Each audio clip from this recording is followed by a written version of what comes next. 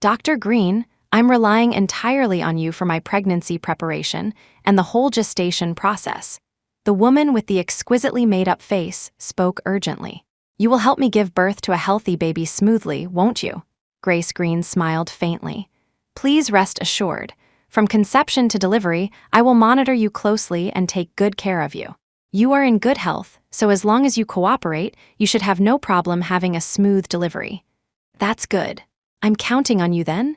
Don't let me down. We signed a contract after all. Don't worry. The woman nodded with satisfaction and said in high spirits, My husband has wanted a child for a long time, but I was afraid of ruining my figure before. I'll call him right now to tell him the news. Hello, Ethan. I've finished chatting with the doctor and the contract is signed. We can start preparing for pregnancy in the next few days. The name Ethan made Grace's heart tremble, and she couldn't help but stare at the woman. Her husband's name was also Ethan. After the woman hung up, Grace asked, her voice trembling slightly, May I ask your husband's full name? The woman's expression immediately turned arrogant, her eyes unable to hide her smugness. Ethan Blackwood, the CEO of Blackwood International. Clang, the fountain pen in Grace's hand dropped to the floor. It really was her husband. But why was this woman calling him husband so naturally? They were even planning to have a child. What on earth was going on? Seeing Grace looking so lost and soulless, the woman's expression turned cold and mocking. Let me tell you, don't get any ideas about my husband. We've been together for a year. We are very much in love. A woman like you doesn't stand a chance. After saying that, the woman grabbed her bag and left. Grace was left alone, feeling cold to her bones. A year. She had been married to Ethan Blackwood for exactly 1 year as well. That meant from the moment they got married, Ethan had another woman on the side. No wonder he never touched her and rarely came home. It wasn't because he was busy with work, nor was it because of the argument on their wedding night. It was because he had a woman outside. Grace squeezed her eyes shut, using every ounce of her strength to calm herself down. She pulled up the woman's file on her computer, Sharon Summers. Grace noted down the woman's name, address, and phone number, then restrained herself and sent a text message to Ethan. Come back tonight. I have something important to discuss with you. She waited for a full 30 minutes before a reply came. No time. Too cold, indifferent words. Grace clenched her teeth. It was always like this. No time, so he wouldn't come home even once a month. She forcefully typed a name into her phone. Sharon Summers. This time, Ethan's call came almost immediately. How did you know? His tone was full of accusation. Grace felt a bitter, acidic pain in her heart. What? You dare to do it, but you're afraid of me knowing. Ethan, since you have no feelings for me, why did you chase me and marry me in the first place? Faced with Grace's painful question, Ethan didn't answer at all. He only said, Grace, I'm warning you. Stay away from Sharon. If you dare to do anything to hurt her, I will never forgive you. The pain in Grace's heart intensified, as if an invisible hand was strangling it, stopping it from beating. Ethan Blackwood, how do you manage to be so self-righteous while betraying me? Grace shouted. Have you ever considered me your wife? There was silence on the other end for a long while. Grace closed her eyes. Just as she was about to speak, she heard Ethan's cold, heartless voice. Grace, if you're dissatisfied, then we can just get a divorce. Just get a divorce. How lightly he said those words. Ethan, what do you take our marriage for? Was it child's play? Was the year of marriage and the year of dating all just a joke? It is nothing. That was Ethan's answer. No tenderness, no reluctance. Grace was in so much pain she couldn't speak. She collapsed weakly into her chair, her body ice cold. So do we divorce, Grace? On the other end of the phone, Ethan's voice remained as cool as ice. Grace did not answer Ethan. Divorce? She couldn't bear it. But if she didn't divorce, she couldn't swallow this insult. She didn't know what to do. The matter simply dragged on meaninglessly. A week later, Sharon Summers came to the hospital again. She came for a pregnancy checkup. Facing her again, Grace couldn't bring herself to smile, but professional ethics forced her to remain polite. She explained, you weren't pregnant during the last checkup. It's only been 7 days. Even if you have conceived, it won't show up yet. Sharon said unhappily, why can't it show up? I paid your hospital so much money, and you can't even check something as simple as pregnancy. Grace said stiffly, in 7 days, no matter which hospital you go to, it won't show up. We can only speculate. Have you felt any abnormalities in your body recently? Sharon seemed to think of something, and her expression suddenly became shy. What kind of abnormalities? My husband and I went a bit overboard these past few days, and I've been feeling a bit uncomfortable. Does that count? Grace's face turned pale, and she gripped her pen tightly. Sharon scrutinized Grace's ugly expression, her eyes becoming even more triumphant. After hearing that I'm willing to have a baby, my husband was so happy. He gave me a car and a house, and he specifically leaves work early every night to keep me company. Grace, her face white, couldn't help but say, "Do you have any other exams to do? If not, please leave. I have other patients waiting." Sharon, having achieved her goal, left with satisfaction. Grace lay on her desk, swallowing her pain. She wasn't in good shape, so she asked the hospital director for leave and got off work early. Feeling irritable, Grace drove aimlessly around the streets. Unknowingly, she drove to the building of Ethan's company. After parking for a while, Grace let out a self-deprecating laugh and prepared to leave. But just then, she saw Ethan walking out of the company with his arm around Sharon. Sharon was hugging Ethan's waist tightly, the two of them almost glued together as they walked toward the sedan at the entrance. Grace gritted her teeth, unable to bear it anymore. She pushed open the car door, ready to go down, catch them in the act, and confront them face to face. Bang! A truck suddenly crashed into the rear of Grace's car. With a loud boom, Grace's car lost control and slid forward, crashing head-first into the outer wall of Ethan's company. The glass on the wall and the car's windshield shattered instantly. Grace was thrown violently by the impact and then yanked back by the seatbelt. Her forehead hit the steering wheel, and her arm flared with pain. "There's been a car accident," someone shouted. Grace slumped in her seat, dizzy and in pain all over. Through the shattered window, Grace's eyes met Ethan's.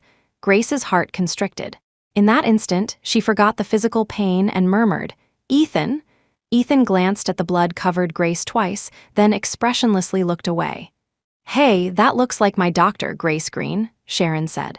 "Why did she get into an accident?" "Ethan, quickly call 911. Ethan opened the car door and ushered Sharon inside. "She's irrelevant. Don't waste time." "But..." Slam! Ethan closed the car door. Without glancing again at Grace, who was still trapped in the car, he walked around to the other side and got in. The engine roared, and Ethan drove away with Sharon. He left his wife, who had just been in a serious car accident, on the side of the road to die. Grace closed her eyes, feeling it was utterly ridiculous. "How are you? Are you okay?" The truck driver ran over. Seeing Grace covered in blood, his face turned pale with fright. "I'll call an ambulance right now." Grace slowly opened her eyes. Her right hand had been pierced by a shard of glass, but ignoring the pain, she reached out and grabbed the phone that had fallen into the cup holder. Blood flowed continuously from her wound, running down her fingertips onto the screen. Wiping the blood off the screen, Grace typed a message with trembling hands. "Ethan Blackwood, I agree. Let's get a divorce." After sending the text message, Grace fainted. When she woke up, she was in the hospital where she worked. The young nurse guarding her bedside knew her well. Seeing her wake up, the nurse proactively explained her condition. Mild concussion, glass puncture in the right arm, 2 cracked ribs, and countless scrapes and glass cuts. "Sigh, how did you get hurt like this?" The nurse looked at Grace with pity. Grace felt nothing regarding these results. She just nodded calmly. The nurse added, "All right, I've said what I needed to say. I'll go call Dr. Stone. You slept through the night after surgery yesterday, and he didn't leave your side for a moment." After speaking, the nurse winked ambiguously at Grace. Although Grace had said she was married, since her husband never appeared, everyone tacitly assumed that Grace was lying about being married. Xander Stone arrived quickly. Upon entering, he asked how Grace was feeling. "I'm fine," Grace said politely. "You don't need to worry." Xander pulled up a chair and sat by Grace's bed, his eyes full of undisguised affection. "When I saw you brought in covered in blood yesterday, I was so scared I almost fainted. In that moment, I realized how important you are to me." Grace avoided his gaze and whispered, "I'm sorry, I really am married." Xander smiled. "It's okay, I'm just telling you I like you. I'm not demanding you respond. No matter what, we are colleagues. Rest well, I have work to do." Grace stared into space for a moment, then took her phone from the nightstand to check her messages. Ethan had not replied to the divorce text she sent. Grace didn't know what he meant by this. She waited for 2 full days, but there was still no reply. Grace had to send it again. When do you have time? Let's go handle the divorce procedures. Still no answer. Grace was getting angry. He was the one cheating, he was the one who proposed divorce, and now he was the one playing dead and not replying. What exactly did he mean? She called Ethan directly. But the person who answered the phone was Sharon. Grace Green. Sharon looked at the caller ID and asked uncertainly, "Is this the Grace from the hospital?" Grace's heart tightened. She said hoarsely, "Where is Ethan? Put him on the phone." "My husband is taking a shower, he's busy," Sharon said sarcastically. Grace let out a laugh. "Sorry, I haven't told you before, but I am Ethan Blackwood's legal wife. You call him your husband, but I wonder what kind of wife you count as?" "You're talking nonsense." "Whether I'm talking nonsense or not, don't you know the truth yourself? Do you and Ethan have a marriage certificate?" Sharon went quiet immediately. A few seconds later, she said stubbornly, "So what if you have a certificate? He is with me every day, which proves he doesn't care about you at all." Grace paused for a moment, keeping her voice steady. "Yes, that's why I proposed a divorce. Let's see if he agrees." "Of course he agrees." Hearing the mention of divorce, Sharon's expression changed. Holding the phone, she walked toward the bathroom. "Ethan, this woman is calling you, claiming to be your wife. Did you really lie to me? Are you already married?" There was silence on the other end for several seconds before Ethan's voice sounded. "Are you talking about that woman who holds the title in name only? She's not worth mentioning." "Not worth mentioning?" Grace closed her eyes. Sharon said aggrievedly, "But she even called me a mistress. She scolded you?" Ethan's voice betrayed no emotion. "Yes, she scolded me and threatened me, saying I would die a horrible death and never be able to have children." Sharon even faked a crying tone, acting incredibly wronged. Grace found it ridiculous. The sound of wind came through the phone as Ethan took it. "Grace!" His voice was icy. "Did I warn you not to disturb Sharon? Why didn't you reply to my message?" Grace asked him in return. Ethan didn't answer. Grace couldn't understand his silence. "Ethan, are you going to divorce me or not?" Ethan said coldly, "Do you want to leave that badly?" Grace laughed in anger. "You cheated and you brought up the divorce. Now I'm just agreeing to your terms." "Then I won't divorce," Ethan said without emotion. Grace was stunned. "Ethan, what exactly do you mean?" "No meaning, I just don't want you to have it easy," Ethan said. "I want you to live in pain every single day from now on." Grace paused and after a long while said, "Why? What exactly did I?" Beep beep, the call was hung up directly. Grace stared blankly at her phone, unable to figure it out. Was it just because of one argument that Ethan held a grudge until now? Grace bit her lip. Her stubbornness flared up.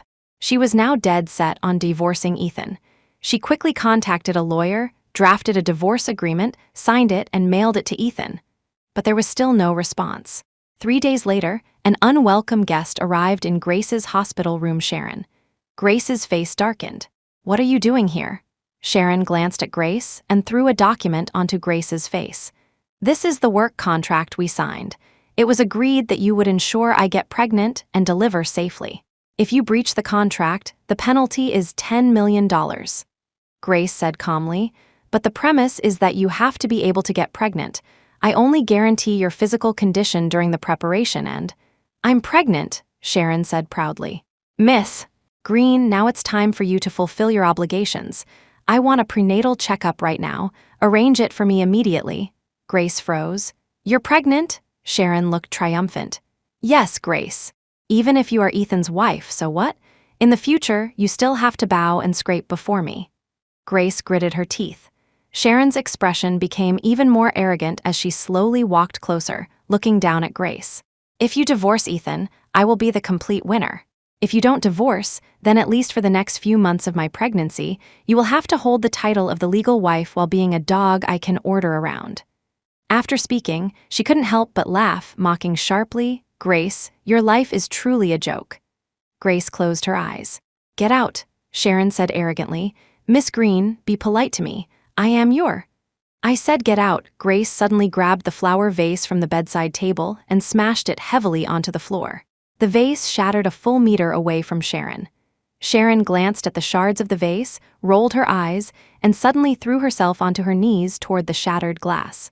"Ah!" she screamed piercingly.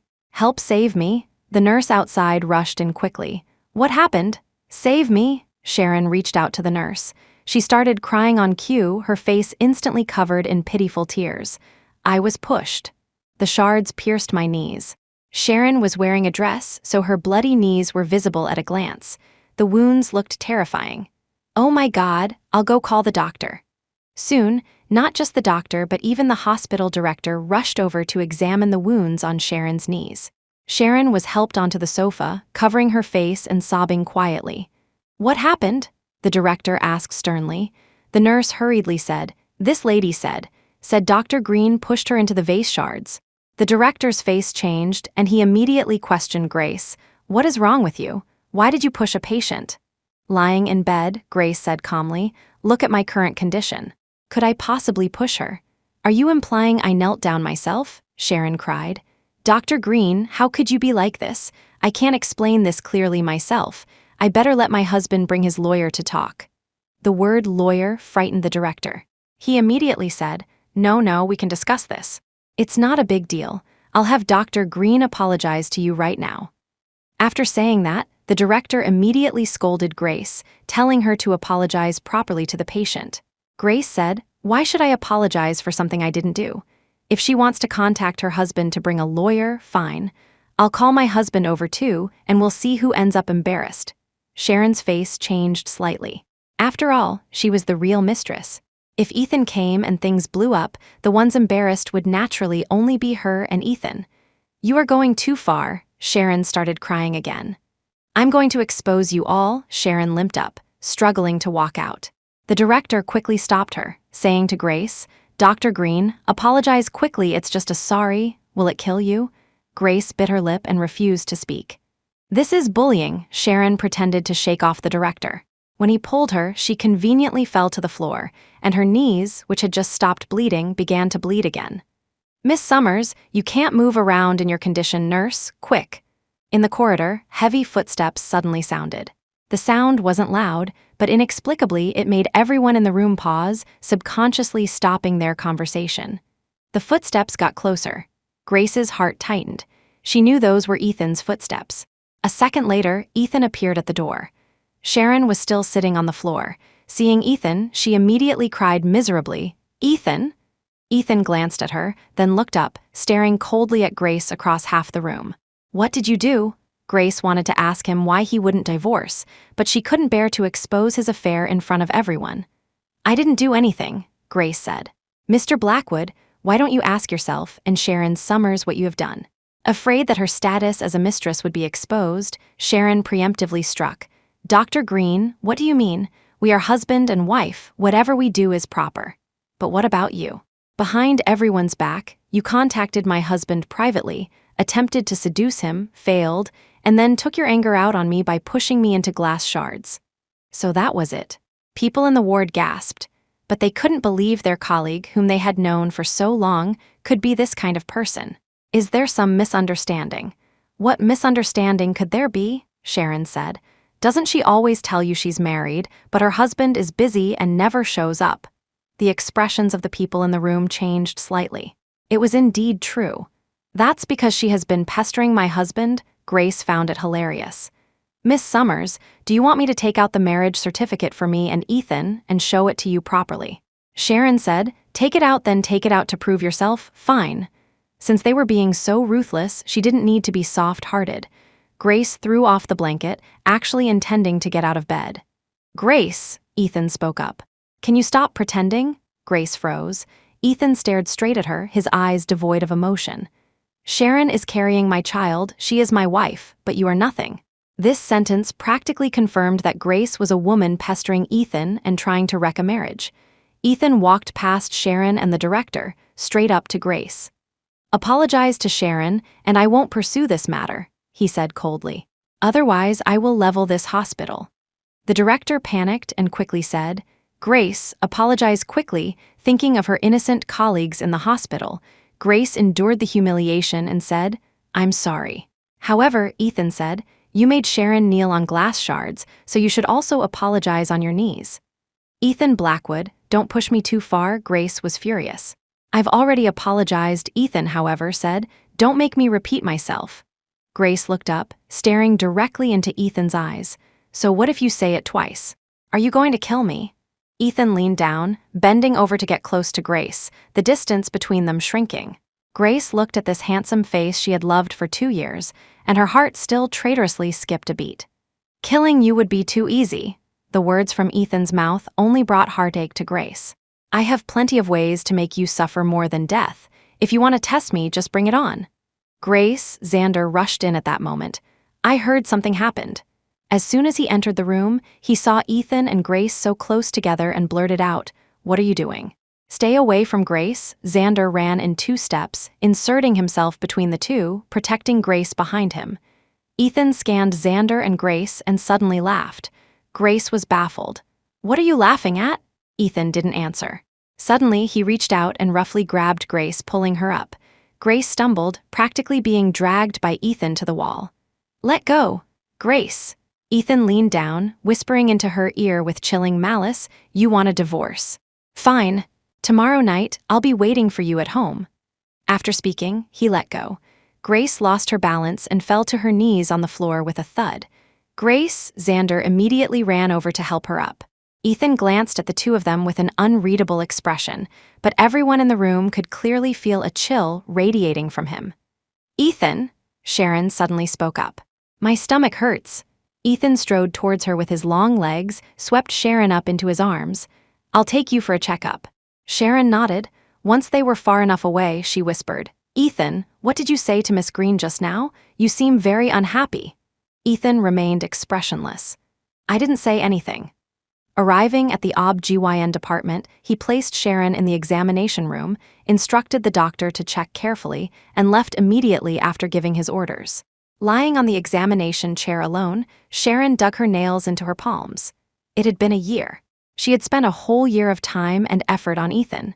She absolutely would not allow herself to fail since Grace was an obstacle. She would eliminate her and then possess Ethan completely.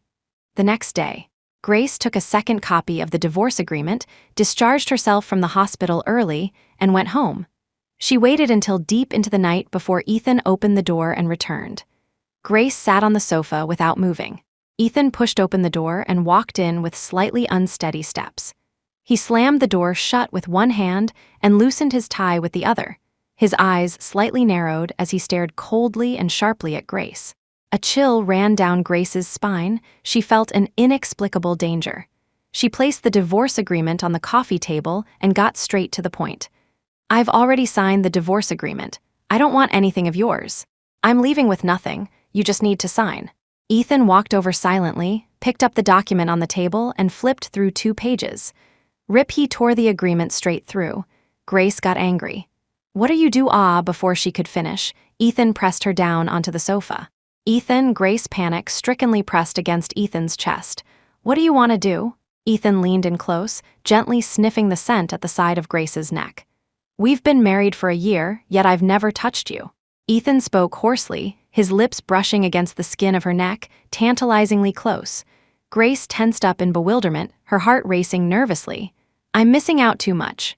This sentence was like cold water, splashing awake the throbbing in Grace's heart. Ethan, stop, don't touch my dress. When she woke up, it was already noon the next day. Grace was the only one left in the room. Ethan was nowhere to be seen. Grace got up, showered, and changed clothes. Coming out, she picked up a fragment of the agreement from the floor, looked at it for a few seconds, and crumpled it into a ball. If he wouldn't divorce, then fine. It didn't affect her anyway. But that child in Sharon's belly would forever be an illegitimate child meant for the shadows. Grace looked around the new house she had lived in for a year and decided to move out. She started packing her luggage. Just as she had packed the most important things, her phone rang urgently. It was Xander. Grace, a pregnant woman you were in charge of a while ago, suddenly fell critically ill. You know her condition best at the hospital. Come back quickly. Okay. Right away, Grace immediately stuffed her passport and other items lying on the bed into her bag, then hurriedly left the apartment, forgetting her phone on the bedside table. Not long after she left, the apartment door clicked open. Ethan had returned. He was carrying a food container. Grace was not in the living room. Ethan walked towards the bedroom. The closet door in the bedroom was open. The closet, usually full of clothes, had an empty section, clearly cleared out by someone. The bedside table drawer was also open. The important documents and ID cards kept inside were all gone. Ethan stood rooted to the spot. Suddenly, the phone on the bedside table vibrated. Ethan walked over and answered it. Xander's anxious voice came through immediately. "Grace, are you out yet? Do you need me to pick you up?" Ethan remained silent. "Grace," Xander said. "Are you there, Grace?" "What is?" Ethan spoke, his voice low and dark. "Your relationship?" Xander paused, asking guardedly, "Who are you? Why do you have Grace's phone?" Ethan spoke every word with chilling coldness. "I asked, what is your relationship?" Xander retorted angrily, "What does our relationship have to do with you? Who are you to Grace? What right do you have to question her affairs with me?" After saying that, Xander hung up directly. Ethan froze for a second, then violently raised his hand and smashed the phone against the wall. With a crack, it shattered into pieces. Grace took a taxi to the hospital, looked at the pregnant woman's test results, and hurriedly consulted with other doctors. Her right arm wound hadn't healed yet, so she couldn't operate and had to ask other doctors. This busy spell lasted until the next morning. Exhausted, Grace curled up in a chair and fell asleep. Xander came looking for her, found her asleep, took off his coat, and gently covered Grace with it before leaving quietly. Grace slept in a daze. In her grogginess, the clinic door suddenly clicked and someone entered. Grace startled awake from her dream. "Dr. Green?" Sharon walked in triumphantly, holding onto Ethan's arm. Grace sat up. The coat on her slipped off. She caught it unconsciously and clenched it tight. "Oh, that's a man's coat, isn't it?" Sharon laughed. "Very thoughtful. Did that Dr. Stone leave it for you?" Watching the intimate behavior between Ethan and Sharon, Grace felt a sourness in her heart. She tried her best to endure it. "What are you doing here?" Sharon said. "What else could we be doing? A prenatal checkup, of course, and to notify you of something." She cast a charming glance at Ethan. "Ethan, you say it." Ethan said coldly, "I just spoke with your director. Starting today, you are Sharon's exclusive private doctor. You don't need to attend to other patients in the hospital, just take care of her alone." Ethan let go of Sharon and walked to the desk alone. Lowering his rich voice, he said, "Grace, for the next 9 months, I want you to guard Sharon every step of the way. If she loses a single hair, I will chop you up." Just like that, Grace became Sharon's private doctor. The director told Grace to go with Sharon and that she didn't need to come to the hospital for work, just to take care of Sharon every day. Grace didn't want to agree, but even if she resigned from the hospital, she couldn't cancel the contract with Sharon. Breaking it meant a penalty of $10 million. To facilitate caring for Sharon, Grace moved into another large villa owned by Ethan. When she arrived, Ethan wasn't there. However, the place was full of traces of Ethan's life. This should be where he usually lived, but there didn't seem to be many of Sharon's things inside. She found it strange, but before she could think about it deeply, Sharon arrogantly ordered her to make soup. Grace said coldly, "The contract does not require me to be responsible for your meals." Sharon walked up to Grace in her high heels. "It's not required, but if I eat other food and accidentally get poisoned, losing the baby, do you think Ethan will be angry?" She tilted her head, putting on a pretentious, innocent expression. "I heard you have a brother studying abroad, right? Your mom passed away early, your father remarried and had 2 more kids, ignoring you and your brother. So you and your brother have relied on each other since childhood, and you are very close." Grace said alertly, "What do you want?" "It's not what I want, it's what Ethan will do when he gets angry," Sharon threatened. "Grace, recognize your situation clearly. Don't act high and mighty with me, or your brother will get dragged into this, you should know. Ethan will show absolutely no mercy to you." Grace closed her eyes. Just 9 months. She just had to endure it. Grace's arm wound hadn't healed, limiting what she could do. Fortunately, there was a maid in the villa to help, so she managed to make the soup Sharon wanted.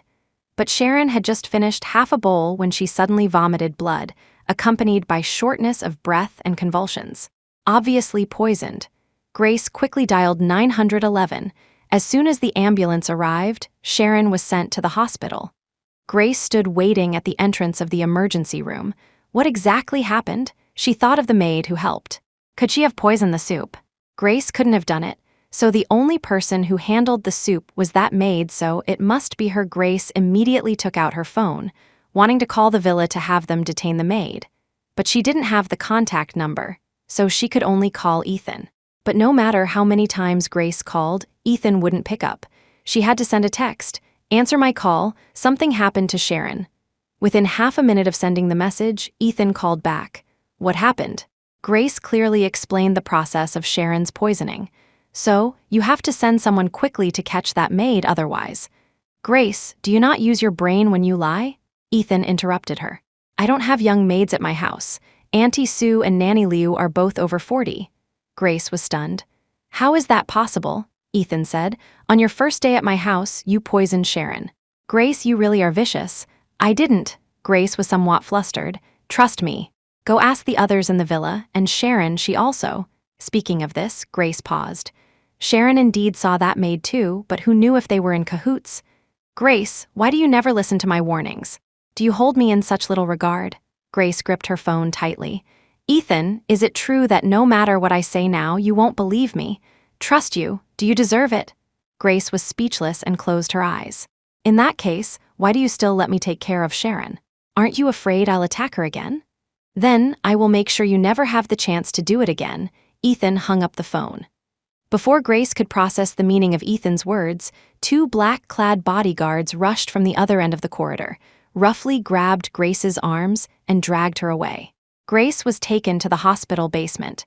Two men threw her directly onto the dusty and filthy floor. Just as Grace tried to sit up, a man strode forward and unceremoniously stomped on Grace's injured arm. Blood gushed out almost immediately. Grace cried out in a low voice and was forced to lie prone on the ground. "Mr. Blackwood says you are too unappreciative and need to be taught a lesson."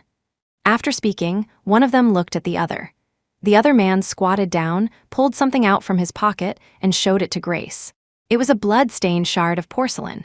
"This is the vase shard Miss Summers knelt on when you pushed her," the man said viciously while pinching the large, sharp piece of porcelain. "Now, we are going to return this thing to you." The foot stepping on Grace's arm moved to her back, pressing down hard on her spine. The crushing pain on her bones left Grace weak all over, completely unable to move. The other person grabbed Grace's arm, ripped off the gauze in a few moves, revealing the wound that hadn't had its stitches removed yet. "What are you doing?" The man tore the stitches on Grace's wound right open. Blood poured out continuously, dripping onto the floor. Right in that flowing blood, the man stuffed that porcelain shard directly into Grace's wound. "This is just a small punishment," the man said as he haphazardly wrapped the gauze back on. The shard rubbed and cut inside the wound. Grace was in so much pain she almost passed out. The gauze was quickly soaked with blood. "If you continue to be disobedient and go against Mr. Blackwood, next time, this shard will be in your brother's stomach." With the gauze tied, the two men stopped and left quickly. Grace was left alone in the basement, gasping for breath as she endured the pain in her arm. Perhaps due to excessive blood loss, she was dizzy and weak, unable to crawl up. But the shard inside the wound had to be removed as soon as possible, or it would get infected. Grace struggled desperately to get up, stumbling out of the basement. Outside was an empty, deserted corridor.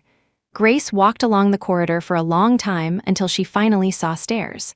She wanted to go up, but after just a few steps, her vision went black and she fainted.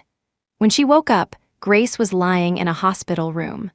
The gauze on her arm had been changed to new ones, but Grace could feel that the porcelain shard was still inside. She wanted to touch the wound when Ethan's voice suddenly sounded. "Awake!" Grace startled and looked towards the sound. Ethan was sitting on the sofa against the wall. Seeing Grace wake up, he put down the file in his hand and walked over slowly. Grace's heart constricted. Thinking of the scene in the basement, she couldn't help feeling angry. What exactly had she done wrong for Ethan to treat her like this? Sharon's child, Ethan stood by Grace's bed, looking down at her coldly, might have problems. Grace gritted her teeth. "What do you mean?" Ethan said. "The heavy metal poison you gave her entered the fetal cells through blood circulation, and that poison damages the kidneys." At this point, Grace didn't want to argue about who administered the poison anymore. She only asked, "So what do you want to do?" Ethan stared at Grace for a few seconds, then slowly leaned down and said ruthlessly, I want you to give birth to a child to provide a kidney transplant for Sharon's child." "Are you crazy?" Grace couldn't believe it. Ethan straightened up. Vaguely, Grace seemed to hear him say yes, but before she could be sure, the ward door was pushed open by a secretary. "Boss, everything is arranged." Ethan nodded. "Take her away?" "Yes." The secretary nodded and signaled for two familiar bodyguards to enter. They were the two men who had stuffed the porcelain into Grace's arm. No. Grace was terrified, and the wound on her arm began to throb with faint pain. She got out of bed to run. The bodyguards were faster. They intercepted Grace by the waist, firmly restraining her. "Let me go," Grace struggled desperately. "Let go, Grace." Ethan suddenly spoke, his tone low. "Didn't you want to divorce me? Leave me a child and I will let you go."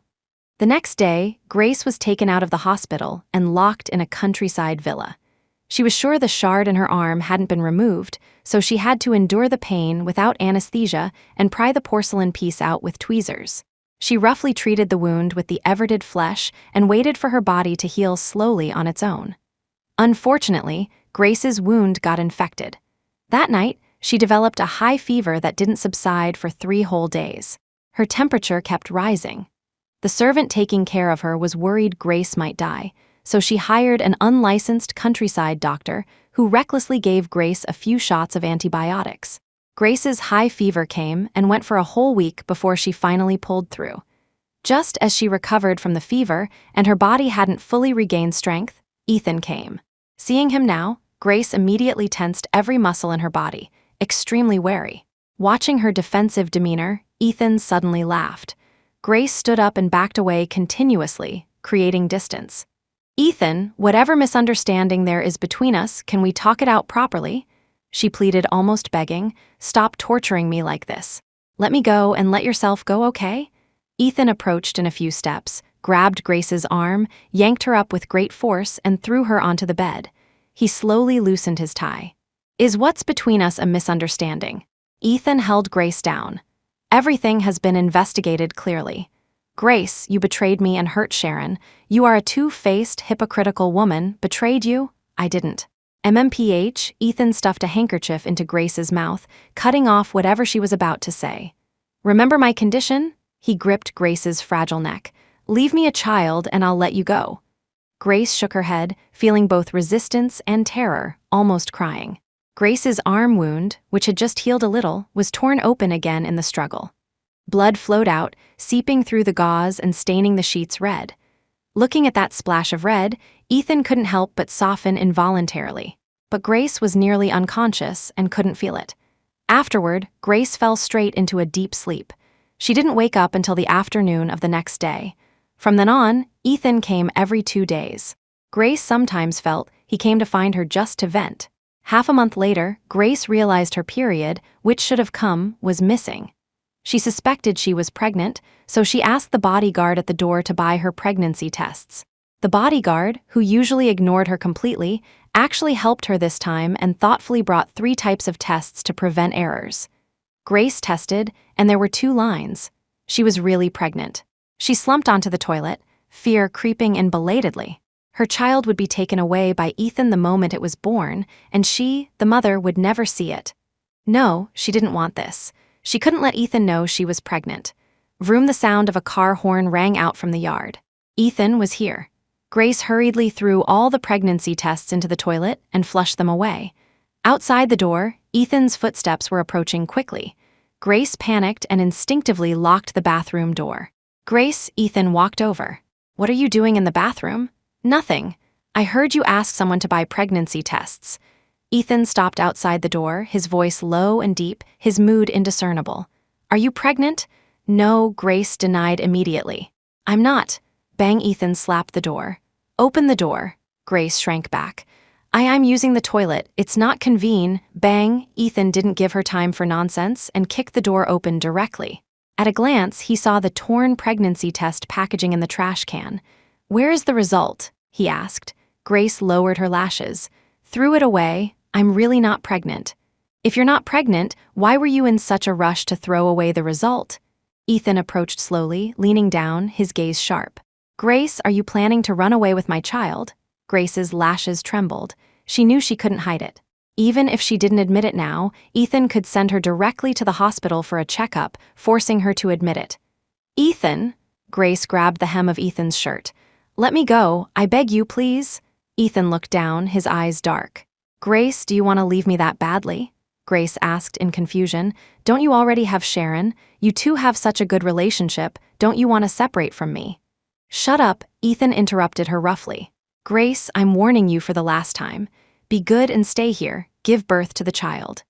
If you don't listen, not only will I chop you up, I will also cut off your brother's legs and make him beg on the streets abroad. Grace let go of her hand dejectedly and lowered her head in despair. Ethan grabbed her chin, forced it up, and stared into her eyes. Did you hear me? Grace closed her eyes. I heard you. Ethan shook off Grace's chin. You better smarten up, don't keep forcing me to act. Grace turned her face away, thinking of the torture in the basement again. The wound on her arm, which had mostly recovered, began to throb with pain. Clutching her arm, she said hoarsely, I understand. Ethan didn't say anything more. He left the villa. When he appeared again, it was a month later. He came to take Grace for a prenatal checkup. While waiting for the results, Grace couldn't help asking, How is Sharon's child? Ethan said coldly, Her affairs are none of your business. Just worry about your own belly. Grace stopped asking. For the next 6 months, every time there was a checkup, Ethan would come back and take Grace personally. If his face weren't so dark and menacing, Grace would have almost thought he actually cared about her. But that delusional thought passed in a flash. Because she knew Ethan accompanied her to every checkup, without fail, only to ensure the health of the fetus in her womb, guaranteeing the future kidney transplant surgery. When Grace was almost 8 months pregnant, Sharon arrived. Her belly was flat. It seemed the child had already been born. But without even recovering from birth, she came to find Grace first. She was really determined. What are you doing here? Grace asked alertly, retreating far away to create a safe distance. Sharon smiled coldly and signaled the 2 bodyguards at the door. The bodyguards immediately walked in. I can't wait for your natural delivery, Sharon said. I want the child in your belly right now, Grace panicked. But he's less than 8 months, you'll kill him like this, Sharon smiled indifferently.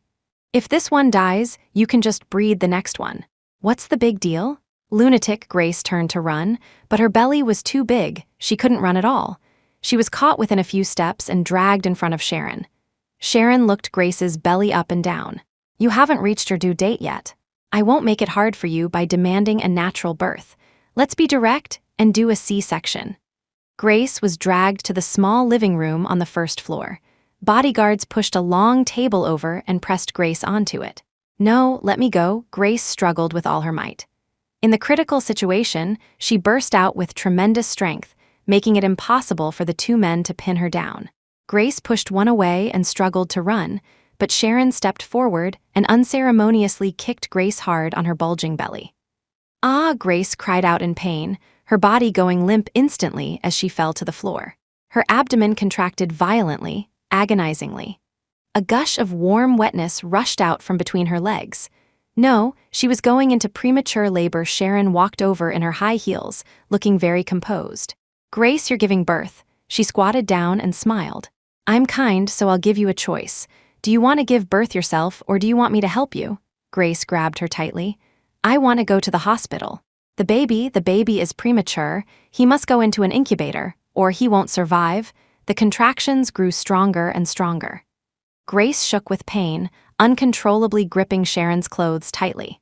Sharon waved her away with disgust. Go to the hospital. What if you run away? I won't. Grace said with difficulty through the pain. Sharon, I swear, I will cooperate fully and give birth in the hospital. This is Ethan's child. I believe you don't want anything to happen to him either. You're right, it is Ethan's child after all. Besides, I'm still waiting to take his kidney to swap with my son's. Sharon said as she picked up her phone. Don't worry, I'll call an ambulance right now. Clutching her belly, Grace nodded strugglingly. The pain was too intense. Within half a minute, cold sweat soaked her entire body, but Sharon suddenly slapped Grace across the face. Weak and powerless, Grace fell to the ground. Sharon immediately stepped on her belly, crushing it cruelly. Do you think I care about you and Ethan's child? She increased the pressure as she spoke, enjoying Grace's painful expression. How is your son's dirty kidney worthy of entering my son's body? I'm not afraid to tell you, my son is perfectly healthy. She stomped hard on Grace's belly, as if trying to trample the innocent child inside to death through the skin. I should have killed you long ago, die, just die. As she spoke, she repeatedly trampled Grace's stomach.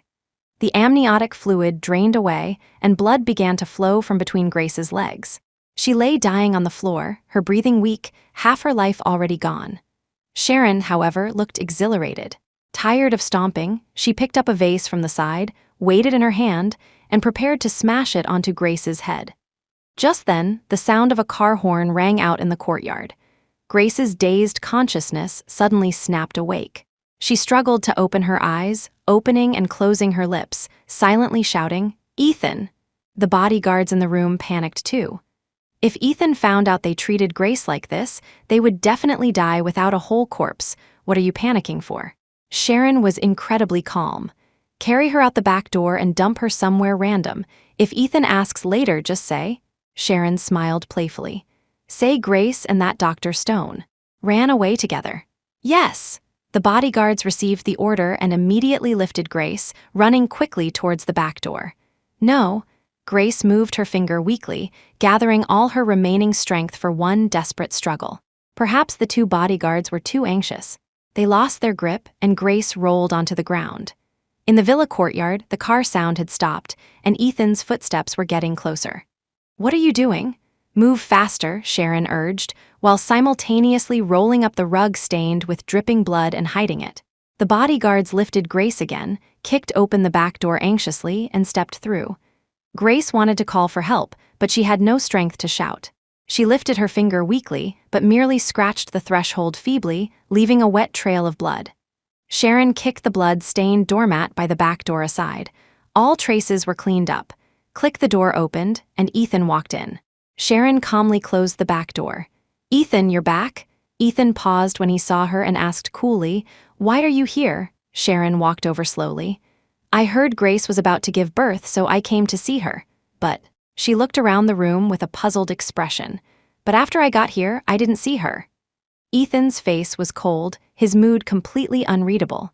His gaze rested on the floor for a second, then he stared into Sharon's eyes and asked, I'll ask you one more time. Why are you here? Sharon stiffened and squeezed out an innocent smile.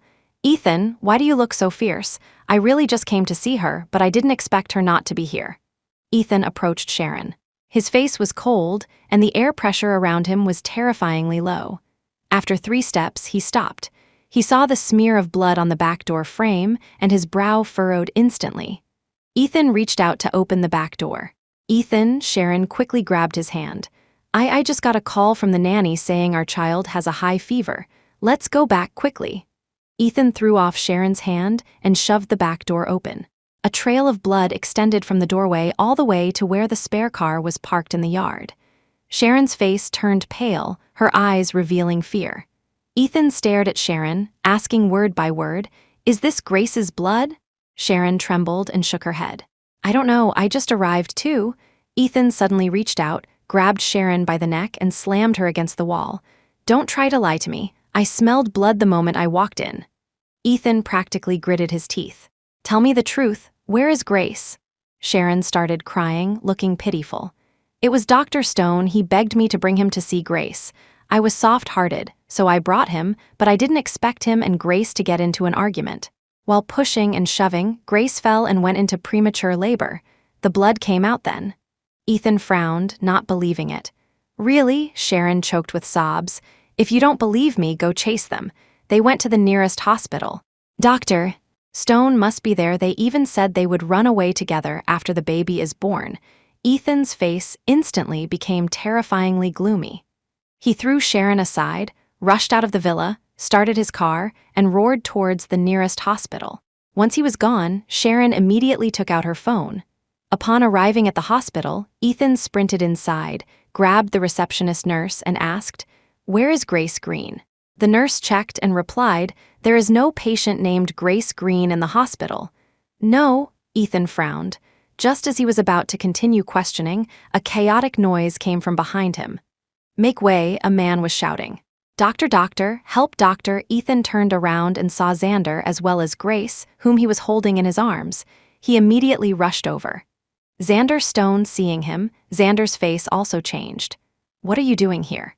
Ethan looked down and saw Grace, half covered in blood, dying and unconscious in Xander's arms. His eyes darkened. He moved forward, reaching out to take Grace into his own arms.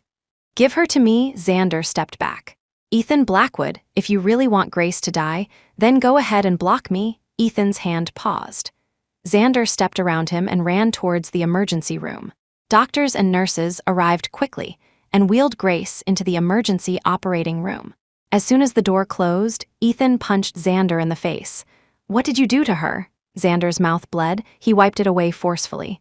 "What did I do to her?" "Ethan, shouldn't you be asking yourself that question? Don't you know clearly in your own heart what you've done to Grace?" Ethan stepped forward and grabbed Xander's collar. "She is my wife, no matter." Before the argument could finish, the emergency room door suddenly opened. The rest of Ethan's words were stuck in his throat. The doctor took off his mask and said regretfully, "I'm sorry, the patient arrived too late. Neither the child in her womb nor she herself could be saved. Please accept my condolences." After speaking, the doctor stepped aside. "Family of the patient, you may claim the body now." Ethan's mind went blank, a chill instantly sweeping through his entire body. "What body? Are you saying Grace is dead?" He just found it ridiculous. What kind of broken hospital is this? You can't even cure a person saying this. Ethan walked quickly into the ward, his figure trembling slightly. A nurse was covering Grace's face with a white sheet. "What do you think you're doing?" Ethan shoved the young nurse away. "She isn't dead yet." The nurse was pushed into the corner, but having seen many family members react like this, she was used to it. "Sir, I am very sorry we couldn't save this lady. Please accept our condolences." Ethan gently wiped the bloodstains off Grace's face. He could still feel Grace's warmth. How could she be dead? "You're lying." Ethan looked at Grace and said softly, "Grace, I'll transfer you to another hospital. We'll go somewhere else." Saying this, he tried to pick Grace up from the hospital bed. Sir, you can't do this." The nurse screamed, asking Ethan to put down the body. But the current Ethan couldn't hear anything clearly. He only felt an immense weight in his arms. His legs felt like jelly. Stumbling, Ethan fell to the floor. Grace's body fell too, making a dull thud on the ground. "What are you doing, you bastard?" Xander rushed in, quickly helped Grace up from the floor, and shouted abuse at Ethan. Ethan, however, could only see Xander's mouth opening and closing without hearing any sound. He roared, "Give Grace back to me, I want to take her for treatment." Xander cursed at him, calling him a lunatic, saying Grace was killed by him. Hearing this, Ethan punched Xander in the face, raging, "Grace isn't dead." Ethan glared viciously at Xander, veins popping on his forehead, his eyes bloodshot, looking terrifying. For a moment, Xander actually didn't react. Ethan snatched Grace from his hands, holding her as he tried to walk out. "Grace, we're changing hospitals." Ethan's lips moved, but no sound came out. As Ethan walked, his vision gradually blurred. Eventually, he couldn't even see the road clearly. With a severe pain in his neck, Ethan fainted directly. When he woke up again, Ethan was lying in a hospital bed, his neck still throbbing with lingering pain. Memory gradually returned. Ethan flipped out of bed, grabbed a passing nurse, and asked, "Where is Grace? Where is she?" "Mr. Blackwood, Miss Green was taken away and has already been cremated." "You're lying." Ethan lost his composure for the first time, shouting with a red neck, his handsome face full of anger. "She isn't dead." Ethan didn't even change his clothes. He walked straight to the OB-GYN department to find Xander. "Sir, Dr. Stone resigned 2 days ago." Xander was gone, and Grace's body had disappeared too. Ethan lowered his head and sat in front of the maternity ward door. With messy hair, he looked soulless, but the eyes hidden by his bangs were burning. He didn't believe Grace was really dead. There was no record of Grace in the morgue. Xander had no relation to Grace and had no right to cremate her. Right, Grace had a brother abroad. Ethan stood up abruptly and walked quickly toward the parking lot. He needed to find Grace's brother. Grace's brother had been academically excellent since childhood and had been abroad since high school. Their mother passed away early, and their father was a womanizer who remarried within days. Aside from providing some living expenses, he didn't care about anything. Grace cherished her precious brother very much. As long as Grace was alive, she would definitely contact her brother. "Hello, find me all the information on my wife's brother." Within 5 minutes, Ethan snapped out of his decadent state and turned back into the vigorous CEO of Blackwood International. Grace's brother, Felix Green, was a science student in Massachusetts. When Ethan contacted him, Felix thought his sister had changed her phone number. "Hello, Felix." It was a strange man's voice. "Who are you?" There was a silence on the other end before the voice said, "I am your sister's husband. My name is Ethan Blackwood." He knew his sister got married a year ago, but every time he returned to the country, he had never met this legendary brother-in-law. Even at the wedding, he only glanced at him from afar and had forgotten what he looked like. Felix bought the fastest flight ticket back to the country. Ethan waited at the airport exit wearing sunglasses. From a distance, he saw a handsome boy walking over, looking 50% like Grace. Ethan was about to raise his hand to signal, but as soon as the boy saw him, his cheek twitched and he rushed up and punched him directly. Felix hit Ethan fiercely, the red veins in his eyes as deep as red ink. The moment he knew his sister had left this world, he could barely hold his phone. His vision went black and waves of coldness washed over him. He wanted to kill Ethan so badly Ethan let him hit him, taking punch after punch solidly, as if it were a punishment for himself, or perhaps he could no longer feel pain. It wasn't until airport security came to pull them apart that Felix stopped, glaring at Ethan while panting, looking like an angry little lion. "I'm sorry." Ethan said this very softly, as if to Felix, but also to himself. After calming down, they sat in the Blackwood villa. What exactly happened? Felix spoke first to break the silence. Ethan pondered for a moment, but still told everything, though he hid the fact that Grace miscarried because of Sharon. Felix sneered after listening. "My sister was really blind. How could she marry a person like you? If you ask me, she would be better off with that Dr. Stone. At least she'd have some peace." Ethan didn't speak. "Where is my sister now?" "I don't know." Felix stood up abruptly, grabbing Ethan's collar, almost wanting to eat him alive. "How can you not know?" Felix, young and impetuous, couldn't hold back his temper and raised his fist to hit Ethan again. Ethan covered his face painfully. "I really don't know, that's why I called you back." Grace was missing. No matter how much Felix demanded compensation from Ethan, it wouldn't help. He took a deep breath and sat back down. "So what do we do now?" To be honest, Ethan didn't know how to find Grace either. He couldn't just search aimlessly, but he didn't want to sit and wait for death. Since Xander took Grace away, they had to start with him. Just as Ethan wanted to go out with Felix, Sharon arrived. "Ethan, who is this?" Sharon took off her sunglasses and looked at Felix arrogantly. Now that she had no obstacles, the title of Ethan's wife would eventually be hers. Sharon was incredibly happy about this, and her conduct became increasingly high profile. Felix was smart. He recognized the uninvited guest's relationship with Ethan at a glance. His face darkened instantly, and he snorted coldly, walking quickly ahead. Ethan had a headache. He just threw a sentence at Sharon, "I have something to do, you go back first," and quickly chased after Felix. Sharon couldn't help narrowing her eyes, looking thoughtfully at Felix's tall and straight back. Grace had a brother, and that boy looked somewhat like Grace. Could it be? It wasn't strange for Felix to return to the country at this time. What was strange was that Ethan actually left her to chase after Felix. Sharon had been by Ethan's side for a year and knew his temperament pretty well. If he didn't care about Grace, he definitely wouldn't act like this. Sharon slowly clenched her fist. This Felix better not ruin her plans, or else his end would definitely be the same as Grace's hello. Sharon took out her phone and made a call. "Track Ethan for me. Also, pay special attention to that kid beside him. I'll pay half the money up front." Felix demanded to go to the hospital where Grace worked. Ethan could only go along with him. Grace passed away suddenly before resigning. Her things were all put in the storage room, waiting for family to claim them. Out of respect for the dead, all past matters dissipated like smoke. Seeing Felix and Ethan come together, the hospital staff didn't gossip but led them to a small room. Grace's effects weren't many. Some notebooks, potted plants, and a photo of her and Ethan. Ethan felt a pang of sadness looking at the meticulously wiped photo frame and glass.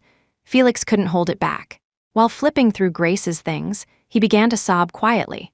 Ethan tried to take the photo, but Felix slapped his hand away. "Get away, you have no right to touch my sister's things." Indeed, he had done so many things to wrong Grace, eventually causing her to almost die. What right did he have to ask for Felix's forgiveness? Expressionless, Felix carried the box of Grace's things out of the hospital. Sitting in the car, Felix said to Ethan, "I will apply for early graduation and then return to find my sister." He took a business card from his pocket and handed it to Ethan. "This is my contact info. Contact me immediately if you have any news about my sister. Ethan Blackwood, if you have any conscience left, do something a human should do." After speaking, Felix got out of Ethan's car holding the box and hailed a taxi. Ethan watched the taxi drive slowly away, feeling increasingly suffocated. He sat quietly in the car, the small space so confined it depressed him. He watched the parking lot lights turn on, cars coming and going. In just those few short hours, he seemed to have experienced the myriad forms of life. He suddenly felt fate was ridiculous. If not for that incident back then, he and Grace would be happy together, and their child would be old enough to buy soy sauce. A year ago, he and Grace dated for a year and naturally walked down the aisle. However, on their wedding night, the two argued over a small matter. And starting from that night, Ethan's heart for Grace died completely. After that, he deliberately found Sharon, who had always admired him, and put on a show in front of Grace every day. His original intention was just to make Grace angry, that's all. Ring, ring, ring, the sharp ringtone broke Ethan's memories, pulling him back to reality. Ethan answered without looking at the caller ID. "Hello." "Ethan, the baby." "The baby seems sick." "Come quickly," on the other end was Sharon's anxious voice. Actually, the child was fine. It was just an excuse Sharon made up because she wanted to see Ethan and have him stay with her. She thought Ethan would rush over anxiously. However, an hour later, just as Sharon was getting impatient from waiting, Ethan arrived tardily. "Ethan, why did it take you so long?" Sharon beamed upon seeing Ethan enter and went up to link arms with him. Ethan instantly felt incredibly disgusted. "I'll go see the child." Seeing Ethan dodge her, Sharon gritted her teeth in resentment. She guessed right. Ethan really had developed feelings for Grace. She absolutely would not allow this to happen in the nursery. A little baby was sleeping peacefully in the cradle, a warm yellow light on overhead. Ethan turned off the light, gently closed the door, and walked out. "Since the child is fine, I'll leave first. I have matters waiting for me to handle." The sense of distance and coldness in Ethan's words finally made Sharon snap. She hugged Ethan from behind, choking with sobs. "Ethan, what exactly did I do wrong? Why have you been so cold lately? Did you fall in love with Grace?" As these words came out, Sharon felt Ethan's body stiffen instantly. Ethan laughed self-mockingly. He had loved Grace from the beginning. What was there to talk about, falling in love? Ethan peeled Sharon's fingers off one by one, turned around, and looked at her coldly. "Sharon, it's time to end this." "W what?" Sharon's pupils contracted, unable to believe her ears. "Grace is missing. There is no need for your existence anymore." Ethan had always been decisive. He never loved Sharon, never. Sharon blinked, and then large tears began to fall, smudging her eyeshadow and eyeliner into a mess. "Ethan, why?" "Ethan, I love you so much. Why are you breaking up with me?" Ethan was extremely heartless, offering no further explanation, and stepped forward to leave. Sharon was unwilling to accept this. She had accompanied Ethan for a whole year, acting in so many scenes, just so that one day she could legitimately marry into the Blackwood family. But now, Grace was dead. No one could stop Sharon from marrying into the Blackwood family. Yet everything she could almost touch was shattered by a single sentence from Ethan. She wasn't resigned to this. Sharon grabbed Ethan's hand and sobbed. "Ethan, even if you want to break up with me, won't you consider our child? He's so small, how can he endure life without a father?" As Sharon spoke, her voice became more miserable. "If you really don't want us, mother and son, what meaning is there for us to live? I might as well take our son and jump off a building." Sharon spoke urgently, but inside she felt victory was in her grasp. She was certain Ethan would soften and, for the sake of the child, marry her. However, Ethan sneered, his voice freezing cold. "Do you think I really don't know anything?" Sharon's motion of wiping her tears froze instantly. "I haven't touched you for a year. Don't you know where that child came from?" Although Ethan dragged Sharon to put on a show in front of Grace, he didn't want to get involved with this woman. Sharon was obviously flustered, quibbling, "The child. Wasn't it that time you got drunk, and then we accidentally?" But Ethan's terrifying gaze made Sharon inexplicably guilty, and she felt uncertain. Would I not know if we did it or not? Ethan interrupted Sharon, unintentionally becoming sharper. The child isn't mine at all, Sharon. You really have thick skin. Sharon's face turned pale. She never thought Ethan knew everything then. Why did he pretend not to know and treat her so well? Could it be that everything was just a show for Grace? Sharon couldn't help stepping back 2 paces, bumping into the coffee table behind her. She held onto the table to barely keep herself from falling. You did it for Grace. Exactly, Ethan answered without hesitation. I deliberately acted with you just to make Grace angry, indulging you to cause trouble in front of Grace time and again. But I didn't expect you to be so vicious to marry me. You didn't hesitate to hurt Grace, and you even tried to pin the child you had with some wild man on me. Sharon, let me tell you, I'm sparing your life now solely for the sake of the child.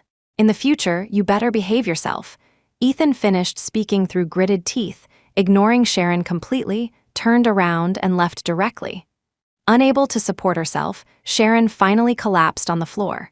So that was it turned out. It was all for Grace. Even the fact that she, Sharon, could cling to Ethan was because of Grace. She had naively thought Ethan really fell in love with her. Even if it was all acting before, she would definitely be able to marry Ethan in the end. But in the end, it was all because of her. Grace Green, Sharon screamed in hatred, her entire face twisting. Grace Green, Sharon wiped her face with a tissue and dialed a number. Give me Grace's brother's information. 15 minutes later, the other party sent a location. Sharon grabbed her car keys and walked out the door. Felix found a hotel. He booked a flight for tomorrow afternoon. While there was still some time, he wanted to stay in the city a little longer. Breathing the air of the city where his sister once lived felt as if she were still by his side. He wasn't familiar with this city. It only became his second hometown because his sister settled here. As Felix walked, crossing a bustling downtown area, he arrived under a relatively deserted overpass. When he wanted to turn back, he realized he was lost. Just then, 2 young men were standing nearby talking. Felix walked up to them to ask for directions to the hotel. However, the 2 young men looked very strange. They exchanged a glance, one nodded to the other, and then, unknown who pulled out something, sprayed it in his face. Felix knew they had bad intentions and instinctively tried to hold his breath, but his vision went black and he fainted. Kidnapping, this was the last thought in his mind. When he woke up again, he was tied to a chair and a woman was sitting opposite him. He had just seen that woman today. It was Ethan's mistress. It was Sharon who kidnapped him. Sharon was simply crazy, having lost her mind. Seeing Felix wake up, she slapped him directly across the face. Caught off guard, Felix couldn't dodge. What are you doing? Doing what? Sharon sneered. I should be asking what you siblings want to do. Your sister was that kind of person. You, as her brother, must not be much better. Sharon's eyes were bloodshot. I'm going to kill you just like I killed your sister. Felix was startled at first, then extremely furious. So it was you who hurt my sister, it's all because of you? Seeing Felix struggling excitedly, Sharon laughed maniacally. Her sharp voice sounded like an old witch, scary and hateful. Ha ha ha ha, so what if Ethan never loved me? The person he loves still died by my hands. Sharon laughed triumphantly and said to the air, Grace, watch closely, your brother is coming down to join you too, ha ha ha ha. Sharon took a sharp dagger from the table and slowly walked toward Felix. Felix calmed himself and gathered his strength, not panicking at all. When Sharon walked in front of him, he suddenly raised his right leg, which could still move, and kicked Sharon in the lower abdomen with all his might. Sharon screamed and was kicked half a meter away. Seizing the opportunity, Felix tried to untie the rope on his hands. But unexpectedly, there was another person standing behind him. That man firmly grabbed Felix's hands, and immediately after, a cold, bone-chilling dagger was pressed against Felix's throat. Ha ha ha ha, Sharon laughed arrogantly. You really are exactly like your sister, thinking you're so smart you are both going to die because you are too self-righteous. Sharon scrambled up from the ground, picked up the dagger, raised her hand, and aimed to stab it into Felix's chest. Felix gritted his teeth. Thinking he'd gamble, he kicked Sharon hard. Using the recoil, he slammed the back of his head viciously into the man behind him. No one expected the change to happen so fast. The man reacted first, stabbing Felix fiercely in the arm. Felix cried out in pain and fell to the ground along with the chair, looking to die. The man flew into a rage, grabbed Felix by the collar, and punched him. Bang! The room door was suddenly kicked open, followed by a stream of police officers holding guns. Nobody moved. Hands up. Both Sharon and the man were startled. Although the man was ruthless, he had never seen such a lineup and instinctively raised his hands. Sharon, fallen on the ground, still tried to pick up the dagger. Police officers rushed in swiftly, kicked the dagger away, and aimed black gun barrels at Sharon's head. Don't move. Rushing in afterward was Ethan. He helped up the dying Felix from the ground and shouted out the door, "Doctor." When Sharon was subdued and put into the police car, she stared at Ethan with desolate, hateful eyes. If looks could kill, Ethan had no doubt he would have died hundreds of times. Felix had given him a business card earlier. Considering Sharon's personality, Ethan considered that she might transfer her hatred to Felix, so he had asked Felix to turn on his phone location. When Felix's phone was discarded in an abandoned garage, Ethan knew something had happened to him, so he asked the police to track Sharon's whereabouts. Fortunately, they arrived in the nick of time and saved Felix. Otherwise, he really wouldn't have the face to see Grace. After being arrested, Sharon showed no repentance. She claimed repeatedly that it was the Green siblings' fault and that she was merely exacting revenge.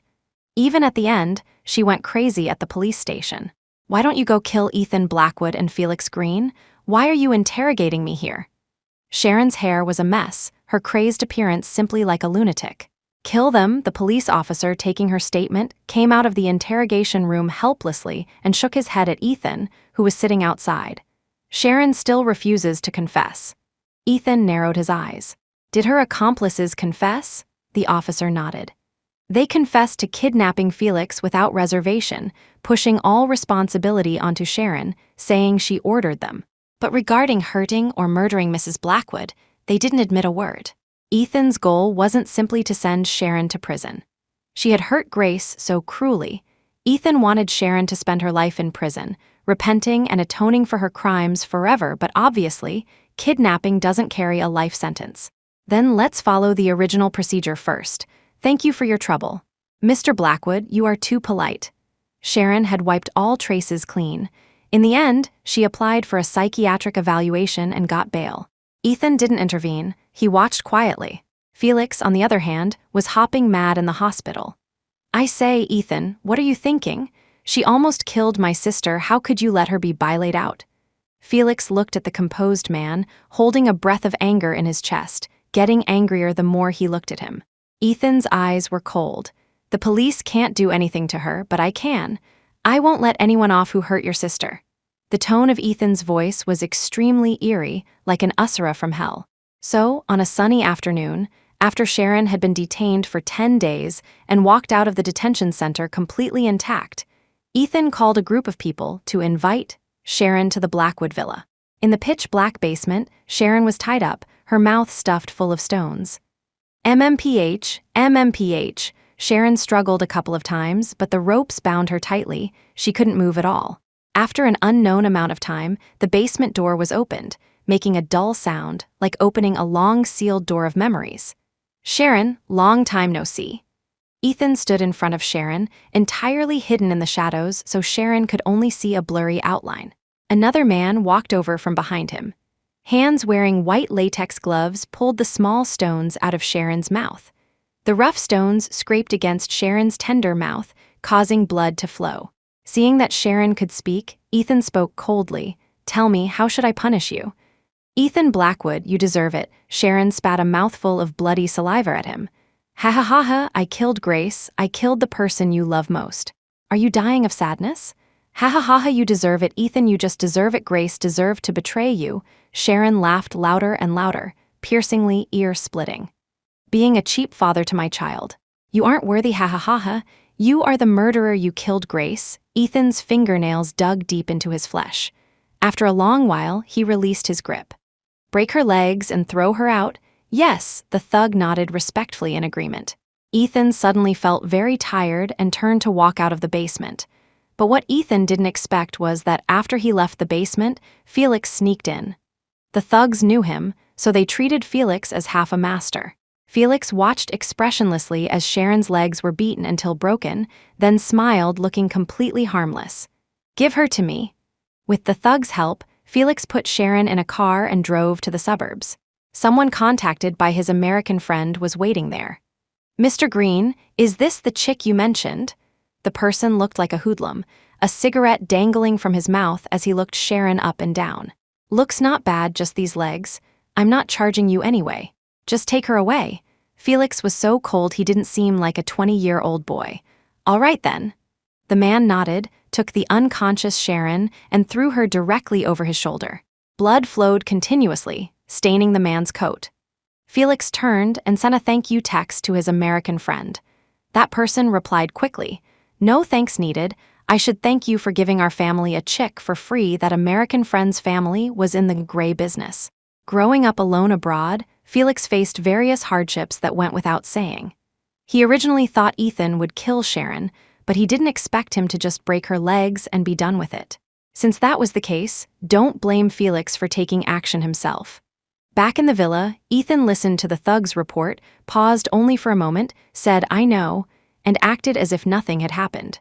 Back in the apartment, Ethan couldn't sleep in the middle of the night, so he got up to smoke by the window. Only then did he realize that this room had no view. A towering tree blocked everything. Except for the rough brown trunk, nothing could be seen. When autumn came, countless fallen leaves could be seen drifting down. In winter, snowflakes fluttered. But in summer and spring, there was nothing. Grace's belongings were few, almost pitiably so, not even many clothes.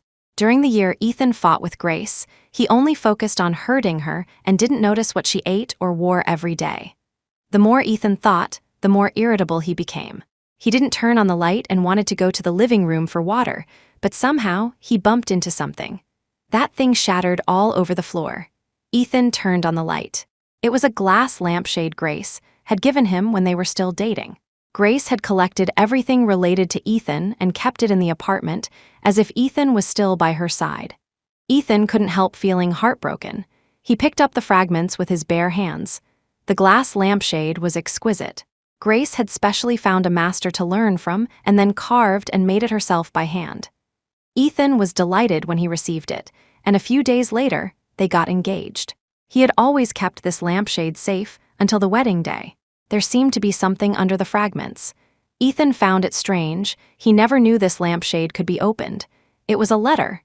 Inside were words asking Ethan to take good care of himself. At that time, Ethan's grandfather was sick. Ethan ran to the hospital every day, and a big project in the company was in progress and couldn't do without him. Ethan was so busy he didn't even have time to sleep. Grace gave him a lampshade, hoping this little lamp could replace her to accompany Ethan to sleep. Ethan's grandfather strongly opposed their relationship. Because of Grace's family background and a brother studying abroad, grandfather always felt Grace wasn't good enough for Ethan. Ethan's parents died early, and his grandfather raised him. If Grace hadn't insisted, Ethan wouldn't have been able to withstand grandfather's daily nagging, even threatening to disown him. On the day grandfather passed away, Ethan was overwhelmed with company matters, and it was Grace taking care of grandfather. However, by the time Ethan arrived, grandfather had died after treatment failed. The doctor said grandfather had a cerebral hemorrhage while using the restroom, leading to death due to delayed rescue. At that time, Grace was suddenly called to the hospital for emergency surgery and didn't get to take care of grandfather. Grace blamed herself very much and once wanted to break up with Ethan. To prove his love for Grace, Ethan got engaged to her. In front of grandfather's memorial tablet, the two solemnly swore to be together forever. However, on the wedding day, the two started arguing over a small matter. Anger rushed to their heads. In a moment of desperation, Grace blurted out, "If I had known, I shouldn't have agreed to you so early." Ethan was someone who responded to softness but not hardness. "Yeah, if grandfather had been tougher, maybe I would have married some rich lady now, and grandfather wouldn't have died. Are you blaming me for killing grandfather?" Grace looked at Ethan in disbelief, tears filling her eyes. "Yes, I killed grandfather, all right.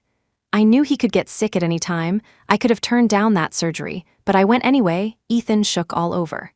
"So it was true, it really was. because Grace held a grudge against grandfather that she killed him. All the blood in Ethan's body rushed to his head.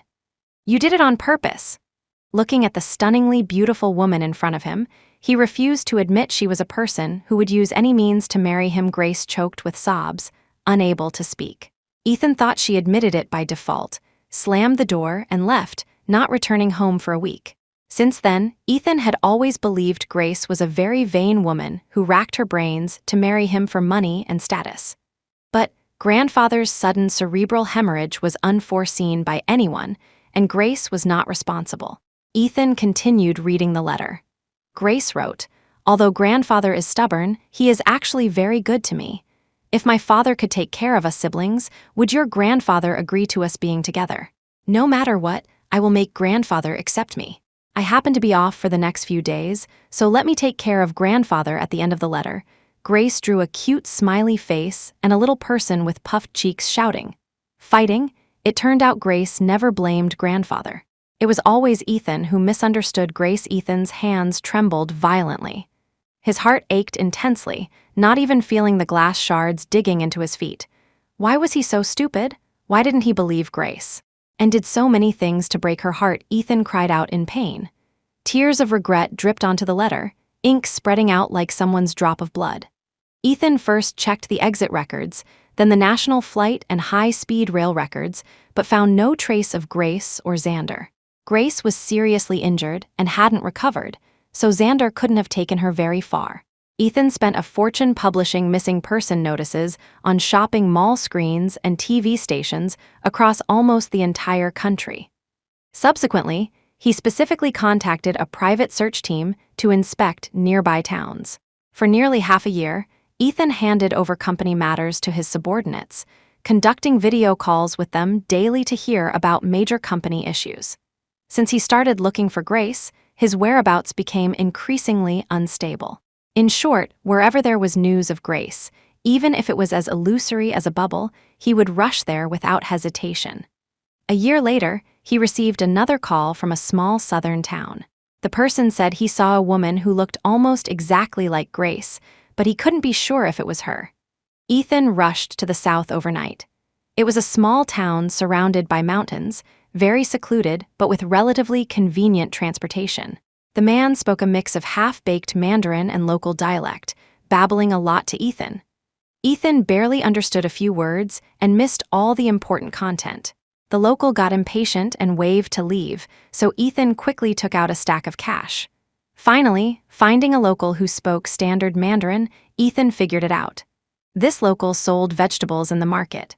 One day when leaving home, he accidentally saw a missing person poster on his door. The woman on it looked very much like someone he knew. "That woman comes to buy vegetables from me every day after work. I save the best for her. She looks like she comes from a big city, speaks with the same accent as you, and looks clean and fair, very likable at first sight." However, regrettably, the local didn't know the woman's name or where she lived, only knowing she was a kindergarten teacher. Ethan couldn't help feeling disappointed. Grace's profession was a doctor. She had never taken a kindergarten teacher exam, but Ethan decided to take a look at that woman anyway. The next evening, Ethan arrived punctually at the place where the locals sold vegetables. The market had a smell of decay and was dirty everywhere. Ethan picked a slightly cleaner spot and watched the locals' vegetable stall quietly. Many people passed by. Quite a few looked at Ethan, but seeing his extraordinary demeanor, they just glanced and walked away. Ethan was extremely patient, waiting for over an hour. Seeing it was getting dark, the woman whom the locals said looked like Grace still hadn't appeared. Maybe the woman had already appeared, but she wasn't Grace at all. Maybe the local just thought they looked alike. After all, that was a kindergarten teacher. Just as Ethan stepped forward to leave, a woman carrying a vintage bag ran over, panting. "Luckily you haven't closed yet." The woman smiled thankfully upon seeing the local, but her tone dropped in the blink of an eye. "Oh, there aren't many vegetables left." The local said something, and the woman replied, "I worked overtime today. A kid went home a bit late." They were still talking, but Ethan couldn't hear anything anymore. He just stared fixedly at the woman's back. It seemed like one glance lasted 10,000 years. Ethan felt time slow down instantly. The air was filled with heavy molecules condensed because time was too weighty. almost motionless, flowing. "Grace!" Ethan wanted to call out, but his voice was stuck in his throat, unable to come out or go down. That familiar back, the voice he could recognize with his eyes closed. How could he forget? Windbreaker, shirt, high-waisted wide leg pants, and the immutable pair of white sneakers. Grace Green, her fashion sense was still that bad. Ethan stood motionless like he was paralyzed, looking at Grace, unwilling to even blink.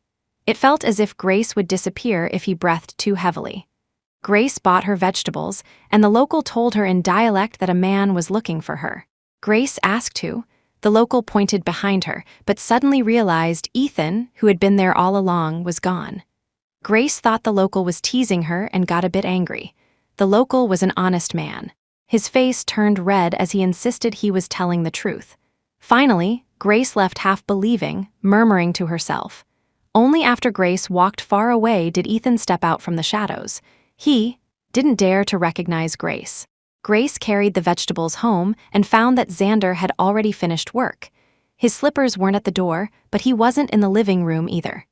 "Xander Doc Stone," Grace shouted. Xander's response came from the bedroom. He was stuffing things into a suitcase. "Xander, are you going on a business trip again?" Grace was used to Xander traveling every day. "You aren't some expert, so why are you always invited to seminars?" "Isn't it because your brother has superb medical skills?" Grace spat at him. "You have no shame." A year ago, Xander took the injured Grace to recuperate in a friend's private clinic, staying in the hospital for over a month. Grace almost died from her injuries. Excessive blood loss led to cerebral hypoxia, and she slept for 3 days before waking up. When she woke up, she didn't remember anything. She was extremely sensitive, unwilling to let anyone near her, especially men and women wearing heavy makeup and high heels. She would scream upon seeing those women. Grace forgot Xander, forgot she used to be a doctor, forgot Ethan, and even forgot herself. Xander didn't want to hurt Grace anymore, so he told her he was her brother, and she had lost her memory in a car accident. When Grace had recovered mostly, Xander took her to this southern town and lived a secluded life. The next day, Grace got up as usual to go to work. While buying breakfast, a man struck up a conversation with her. "Do you like eating breakfast from this place?" The man's voice was extremely magnetic, but Grace thought he wasn't talking to her, so she didn't lift her head, continuing to watch the shopkeeper make her egg pancake. "Grace," hearing her name, Grace looked up abruptly, only to find a completely strange man in front of her. "Did you call me?" Seeing Grace's confused look, Ethan couldn't help but freeze. He had been waiting at the entrance of Grace's residential complex since 6 in the morning just to admit his mistakes to her and hope she would go back with him. He had thought of all the bad outcomes, even the possibility that Grace and Xander were married, but he never expected that Grace didn't seem to recognize him. "Miss, your egg pancake." The shopkeeper handed the pancake to Grace. Ethan stood there stunned. Grace looked at him strangely, turned, and was about to leave. "Wait a minute," Ethan quickly grabbed Grace. "Don't you recognize me?" Grace was about to be late. She hurriedly took a few bites of the egg pancake, shook off Ethan's hand, and ran toward the kindergarten, shouting back at Ethan as she ran. "Call me if you need something. I'm going to be late for work." Ethan reached out again but grabbed empty air. But his heart was filled with a warm feeling. He didn't know if this was fortunate or unfortunate. Grace didn't remember him, forgetting all their past. The sweet, the happy, the painful, the sentimental, but this was fine too. Throwing away those memories, Ethan would pursue her again. As long as Grace wasn't married, Ethan would definitely win her back. When Grace got off work that day, Ethan was waiting at the kindergarten gate. He leaned casually against his car, looking around carelessly. His exceptionally handsome face immediately attracted a lot of attention. Grace led a group of children out. A group of parents gathered to pick up their kids, and Grace said goodbye to them one by one with a smile. Seeing that the people around her had finally cleared, just as Ethan wanted to step forward, Grace waved into the kindergarten again, and a delicately carved little boy walked out timidly. "Let's go, teacher will walk you home." Grace smiled and squatted down to look the little boy in the eye. The little boy glanced at her, then looked down again, appearing very introverted. Grace's outstretched hand hung awkwardly in midair. She felt helpless. This child had just transferred here today. The parents said that due to a nanny issue before, He wasn't willing to communicate with people anymore. But the parents were too busy to even pick up or drop off the child, so they could only ask the teacher to personally take the child home. None of the teachers in the kindergarten wanted to take this task. Grace volunteered to accept it, just for that extra $1,000. Grace didn't know why, but subconsciously she felt she needed to save a lot of money, though she had forgotten the reason. "Would you like some candy?" Suddenly, a gentle male voice sounded above Grace's head. A slender hand held out a handful of lollipops in front of the little boy. Grace was startled. She looked up and met a pair of gentle, affectionate eyes. This man, wasn't he the one she had seen this morning? "It's you, sir," Ethan smiled. "This child is very well behaved." "What is his name?" "Charlie." Little Charlie looked at Ethan's sharp jawline, and his hesitant little hand shrank back. "Take what the uncle is giving you," Grace said, patting the little boy's head. A small hand finally reached out tremblingly and grasped one of the lollipops. The town wasn't large, and most people attending this kindergarten lived in the area. The little boy's home wasn't far. It was in the Villa district, by the river behind them. Ethan made up an excuse to walk the little boy home with Grace. Little Charlie didn't resist Ethan much. When Ethan offered to hold his hand to cross the street, the small hand didn't pull away. Ethan bit by bit drew information out of Grace. When he learned that Grace wasn't married and didn't even have a boyfriend, he was simply ecstatic. If they hadn't been on a main road, he would have wanted to hug Grace right there. "Being a kindergarten teacher must be hard work," Ethan smiled politely. Why did Miss Green choose this profession? Actually, what he wanted to ask more was why Grace gave up her profession as a doctor. Was it because of those past events? Grace smiled. "Children are very cute. I especially like staying with children. They are innocent and adorable. You might not believe it, but I spent 3 months getting my teacher's certification, and I've been working for less than 5 months. Although it's a bit tiring sometimes, hearing those children call me teacher makes it feel very worthwhile." Grace looked proud. Ethan listened seriously and asked again, "Then what work did Miss Green do before?" Speaking of this, Grace's eyes dimmed a little, and she said with some disappointment, "I don't remember." Seeing Ethan's puzzled look, Grace smiled as if it were nothing. "I was in a car accident. When I woke up, I didn't remember anything." A car accident? Ethan frowned subconsciously. It seemed Xander had kept quite a few things from Grace. As they walked, they passed an elementary school. It was dismissal time for the lower grades. The originally empty entrance was crowded with people, and there were quite a few vendors selling things. Little Charlie, who had been focused on eating his lollipop, stared intently at the vendors the moment he saw them. Grace noticed his gaze and asked with a smile, "Do you want cotton candy?" Little Charlie didn't look at Grace. Holding the lollipop with both hands, he lowered his head. Seeing how cute he was, Ethan bought 2 cotton candies from the vendor. When the vendor handed them over, he smiled and said, "You husband and wife are really good looking. The child you gave birth to is also handsome." Grace was just about to explain that they weren't husband and wife, but Ethan took over the conversation. "Thank you." He actually admitted it directly. After they walked a distance away, Grace asked with some embarrassment, "Mr. Blackwood, you just..." "For you." Ethan gave one cotton candy to little Charlie and handed the other one to Grace. Grace was surprised. She looked up at him abruptly, only to see turbulent waves in the other party's eyes. Under the reflection of the setting sun, that silhouette seemed familiar, as if he had run out of one of Grace's dreams. With just that one glance, Grace was instantly captivated, but inside she felt extremely resistant. Ethan watched Grace's face gradually turn red, but his heart didn't feel good. He had done so many excessive things to Grace, and now he had to use tricks to make Grace fall in love with him. Ethan couldn't help but curse himself for being despicable. Of the 2 people, one desperately suppressed the throbbing in her heart, and the other cursed at himself. For a moment, neither moved. It wasn't until little Charlie finished his cotton candy that Grace came back to her senses, took the one in Ethan's hand, and whispered a thank you. For the rest of the journey, no one spoke again. They silently walked little Charlie home. Grace was just about to turn around and say she was going home when Ethan suddenly grabbed her hand. Mr. Blackwood?" Ethan looked at Grace sincerely and said word by word, "Gracie, let me treat you to dinner." It was phrased as a question, but the tone allowed no refusal. "No, no need." Grace avoided Ethan's eyes. A blush climbed up her cheeks again, and now even her ears were thoroughly red. Gracie, let me tell you the truth. Actually, I have liked you for a long time. No, it should be love. I have loved you for a very, very long time. Love? Grace was confused. She clearly had just met Ethan today, so why did he say he loved her? Grace looked at Ethan's affectionate appearance with some surprise and suddenly felt afraid. She didn't know why, but the hairs all over her body stood up. Her heart beat wildly. It was a sign of extreme fear. Let go of me, let go of me. Grace struggled very fiercely. Ethan was afraid of hurting her, so he held her loosely. Grace broke free easily. Grace didn't dare to look at Ethan again and ran away in a hurry. Ethan was both puzzled and anxious.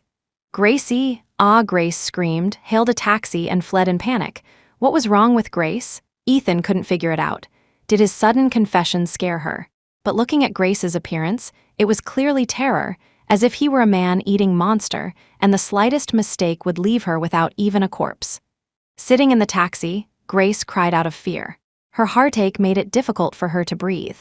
After Grace returned, she was still in shock. She couldn't think about anything.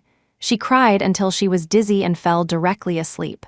In the early morning of the next day, Grace was awakened by nausea. Before she could get up to go to the bathroom, she vomited all over the floor. She hadn't eaten dinner yesterday, so what she threw up was a large puddle of stomach acid. Grace's stomach had always been bad. Missing just one meal tortured her stomach unbearably. She definitely couldn't go to work today. Grace asked for leave from the kindergarten. After gaining a little strength, she ordered takeout. Only after drinking a bowl of porridge did she feel a bit better. After cleaning up the room, she lay on the sofa to watch TV. At noon, someone rang the doorbell. "Who is it?" "It's me." The voice sounded familiar. Grace looked out through the peephole. It was Ethan. "Mr. Blackwood, why are you here?" After calming down, Grace felt somewhat apologetic about her loss of composure yesterday. "Why didn't you go to work today?" Ethan held a thermal container in his hand, half a foot stepping on the doorframe. Grace combed her messy hair with her fingers, somewhat embarrassed. "I'm not feeling very well." Ethan suddenly leaned closer to Grace, their eyes meeting. He asked extremely seriously, "Do you need to go to the hospital?" Unknown if Ethan was intentional or not, when he lowered his voice, it sounded particularly sexy. Grace lowered her head very low and quickly shook it. "If Mr. Blackwood has nothing else, please go back first." As Grace spoke, she tried to close the door. Ethan had quick eyes and hands. He pressed against the door and squeezed half his body in. He said aggrievedly, "Gracie, I specifically asked the director for your address and found the best restaurant to bring you food. Won't you even let me in?" Grace didn't speak. Her lowered head seemed like a silent resistance. Ethan sighed extremely lightly. Grace was always like this, so gentle that even her rejection was mild. "All right, since you are unwilling, I won't go in." "But," Ethan said, handing the thermal container to Grace, "remember to eat. You have a bad stomach." How did Ethan know she had a bad stomach? Grace was puzzled. Thinking of what he said yesterday, could it be? This man in front of her really had been silently watching her for a long time? Seeing Grace still not moving, Ethan smiled bitterly. "You won't even accept the food I sent?" Grace spoke in an extremely small voice. "Forget it. Mr. Blackwood, come in." Grace took a pair of men's slippers from the shoe cabinet. "These are my brother's, but he hasn't worn them yet. You can make do with them." While taking off his shoes, Ethan asked seemingly inadvertently, "Your biological brother?" "No." Grace tilted her head and thought for a moment. "A biological brother from different parents, I guess. Since I lost my memory, he has been taking care of me." "Is that so?" Ethan took the food out of the thermal container. Looking at the small container, it actually held quite a few exquisite dishes. When Ethan was eating, he paid special attention to Grace's preferences. After silently noting them in his heart, he finished all the food she had left over. "Do you still feel bad?" Ethan asked while cleaning up the dining table, telling Grace to go rest. Grace shook her head, feeling somewhat embarrassed. Clearly, she was the host, yet she was letting Ethan clean up. "I'll do it," Ethan smiled. "If you are really bored, just read a book to me."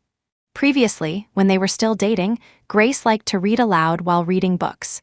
Grace's eyes were ruined by reading so much. Grace picked up a random book and stood outside the kitchen, reading softly. Ethan washed the dishes, listening to Grace's voice swirling in his ears, feeling that his heart had never been so peaceful and satisfied.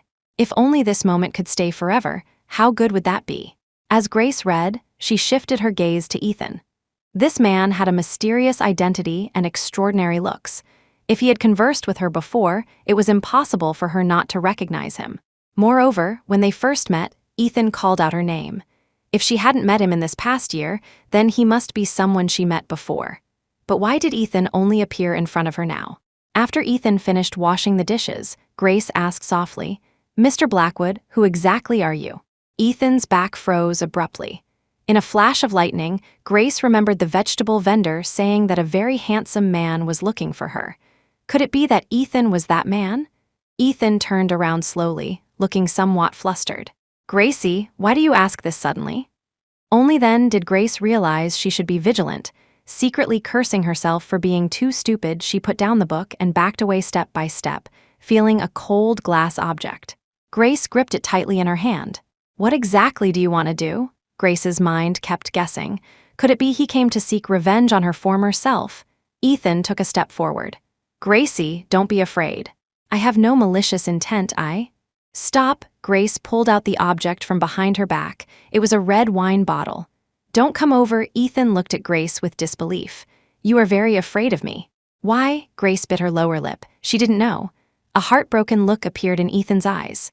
Grace's heart inexplicably ached, as if because Ethan was sad, she was sad too. "Gracie, don't be like this, okay? You can hit me or scold me." Ethan was almost pleading. "Don't be afraid of me, okay?" Grace shrank back. Her fingers tightened around the wine bottle, her knuckles turning white. Her body couldn't help trembling, and she took a step back. Immediately after, she slowly lowered the bottle in her hand. "I'm sorry, I don't know why I'm like this." Grace's body went soft, and she slowly slid down. Ethan quickly supported her and kissed the top of her head lightly. It's okay." Grace calmed down and realized what she was doing. She busily pushed Ethan away. "Mr. Blackwood?" Ethan felt some regret but still maintained his demeanor, smiling gentlemanly. "Sorry, I got a bit agitated." Grace shook her head. The two fell into silence, awkwardly for a moment.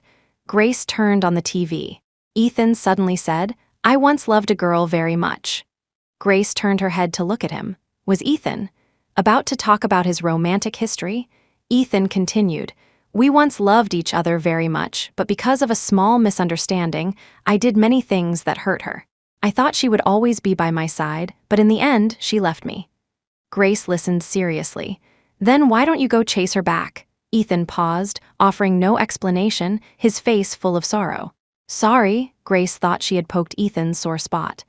"I didn't mean to pry into your private matters. I just can't understand if two people still love each other, and the misunderstanding is cleared up, why can't they be together?" Yes, after the misunderstanding is cleared up, would Grace forgive him? Can those painful past events really vanish like smoke? Ethan was afraid. He dared not say, dared not admit, that the heroine of the story was Grace.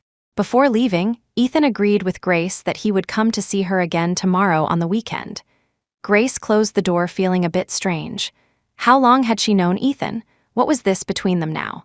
Before the next day arrived, at dusk, Grace received a call from the director saying that a large corporation invited young teachers from their kindergarten for training. Grace was the teacher with the least seniority in the kindergarten, so she was sent to participate. That corporation covered an extremely wide range of industries. Education was just a drop in the ocean of its assets. Grace felt the corporation's name was inexplicably familiar. She told Ethan about it, packed her luggage, and went to Capital City. Grace had heard of specialized training for kindergarten teachers for the first time, so she was somewhat excited. Soon, she became familiar with teachers from other cities. There weren't many people. Including Grace, there were only 20 people, 3 of whom were from inside the corporation. After listening to a speech in a conference room, they went back to their rooms to rest. Grace was actually arranged a room in a 5-star hotel. Grace couldn't help marveling that a big corporation was indeed a big corporation. This generosity was too great. In the evening, someone notified Grace to go downstairs for dinner.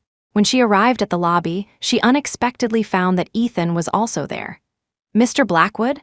Grace felt a sense of reliability, meeting an acquaintance in a strange place. Why are you here? Ethan pretended to be surprised. So the person coming was really you? What's going on? Ethan then explained. Actually, this training was entirely Ethan's idea. To prevent Grace from being suspicious, he even had several employees pretend to be kindergarten teachers. Ethan said he was the person in charge of this training. Grace immediately felt inexplicably proud. So Mr. Blackwood works in such an amazing company.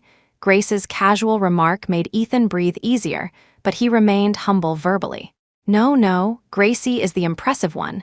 In the following days, Ethan took care of Grace in every way. As they interacted more, Grace discovered Ethan's ability was much stronger than she imagined. A week later, Grace already regarded him as a male god. On the last day in Capital City, Ethan took Grace to eat at a private restaurant he frequented. That shop was in a very hidden alley. The storefront looked extremely small, but once inside, it was a different world. It was Grace's first time visiting such a shop after losing her memory, so she exclaimed in surprise. Ethan just felt Grace was very cute like this, with nothing inappropriate. Seeing Grace's country bumpkin appearance, several waiters came up to greet them with a very professional attitude. Conversely, a group of young people who had finished eating saw Grace's appearance. Several women dressed flamboyantly sneered and said contemptuously, "Country bumpkin." Ethan's face instantly darkened. Ethan glanced to the side. Those women were dressed like internet influencers, but the young men with them were not simple. There were two whom Ethan had dealt with before. Those two were thorough hedonistic rich kids. One bullied others relying on his family's name, and the other's father was the general manager of a listed company while his mother was a star. They were incredibly arrogant. In the capital city social circle, the reputation of these two was extremely bad. Grace had no reaction to those women's words. Tugging at Ethan's sleeve, she asked, "Ethan, what is that?" Ethan followed Grace's gaze. It was just a huge Pixie sculpture. That is. Yo, isn't this the eldest young master of the Blackwood family? Ethan was just about to explain when a sharp male voice suddenly intervened. Grace followed the voice and saw a young man who looked no more than 20. But he was extremely arrogant, his eyes full of disdain and provocation. Long time no see, Ethan's eyes darkened. This brat had often troubled him at various banquets before. He didn't expect to meet him today. "The chick you brought today isn't great. She can't even compare to your ex-wife." Previously, when Grace was still dating Ethan, Ethan had taken Grace to attend several banquets. This brat had seen her from afar and even wanted to snatch her from Ethan. Now that Grace had taken off her fancy clothes and wasn't wearing makeup, plus the dim lighting, it was understandable he didn't recognize her. Ethan breathed a sigh of relief in his heart. If this brat recognized her, he would be in trouble. "None of your business?" Ethan looked at him coldly and wanted to hold Grace's hand to leave. Who knew the other slightly older man would reach out to block them, speaking in a sleazy manner, "Wait, Mr. Blackwood, why the rush? We finally met, let's go have some fun." The fun in their mouths was nothing more than clubbing, nightclubs, and drag racing. Ethan found them annoying just looking at them. He lowered his voice, leaned close to him, his eyes slightly fierce. "I heard you hit and killed someone the day before yesterday. Used money to suppress it?" The two young men's expressions panicked for a second, but then they looked indifferent again. "So what, Mr. Blackwood, don't forget, we also have leverage on you," Ethan sneered. "My leverage? You mean the matter of the Blackwood CEO cheating within marriage or being cuckolded by a mistress?" Ethan took a step back. Grace was present. He didn't want to use business tactics to scare her, only giving these two a slight warning. "If you want to oppose me, go back and ask your parents first." Ethan said the last words extremely lightly, but the two young men coincidentally felt a chill down their spines and were actually intimidated. "Let's go." Ethan turned back and gently held Grace's hand. Grace was a bit strange. "Why are they so afraid of you?" Those two didn't look like kind people. Who exactly was Ethan? Ethan actually tilted his head and thought very seriously for a moment, as if he didn't know either. "Maybe because I'm more handsome than them, so they got scared?" His act of being cute was completely out of place with the usual feeling he gave people. That contrast made Grace burst out laughing. The next second, Ethan pressed against Grace's ear. "So, do you want to consider being with me?" Whether it was the moonlight being too beautiful, or Ethan's smile being too charming, or perhaps the wine she drank a month ago hadn't worn off yet. Grace stared blankly at Ethan and said, "Okay." When she reacted again, she was already tightly hugged by Ethan. When the two returned to the small town, they looked just like a couple in a passionate relationship. Ethan picked Grace up from work every day. After a while, the whole kindergarten knew Grace had a boyfriend. And a handsome, rich boyfriend. Even the kids in the kindergarten would run over after class to ask her, "Miss Green, is your boyfriend super handsome?" "Definitely not as handsome as me. I've seen Miss Green's boyfriend. He is thigh-eyes tall." A little girl exaggeratedly gestured with both hands to the greatest height she could reach. Grace was still a bit uncomfortable talking about her romance in front of children, so she changed the topic. Just as she was about to get off work, Xander sent a message. "Gracie, I'm almost home." Xander had said he was going on a business trip for a month. Unexpectedly, the time was extended. Grace hadn't seen Xander for a long time. Saying she didn't miss him would be a lie. That night, when Xander and Grace were having dinner, Grace pretended to be mysterious and said she had a boyfriend. Xander was somewhat surprised. He still remembered clearly how Grace avoided strange men before. How could she find a new boyfriend just over a month after he went on a business trip? Xander couldn't explain clearly now whether he liked Grace romantically or cared for her like a sister. He just hoped she could be happy.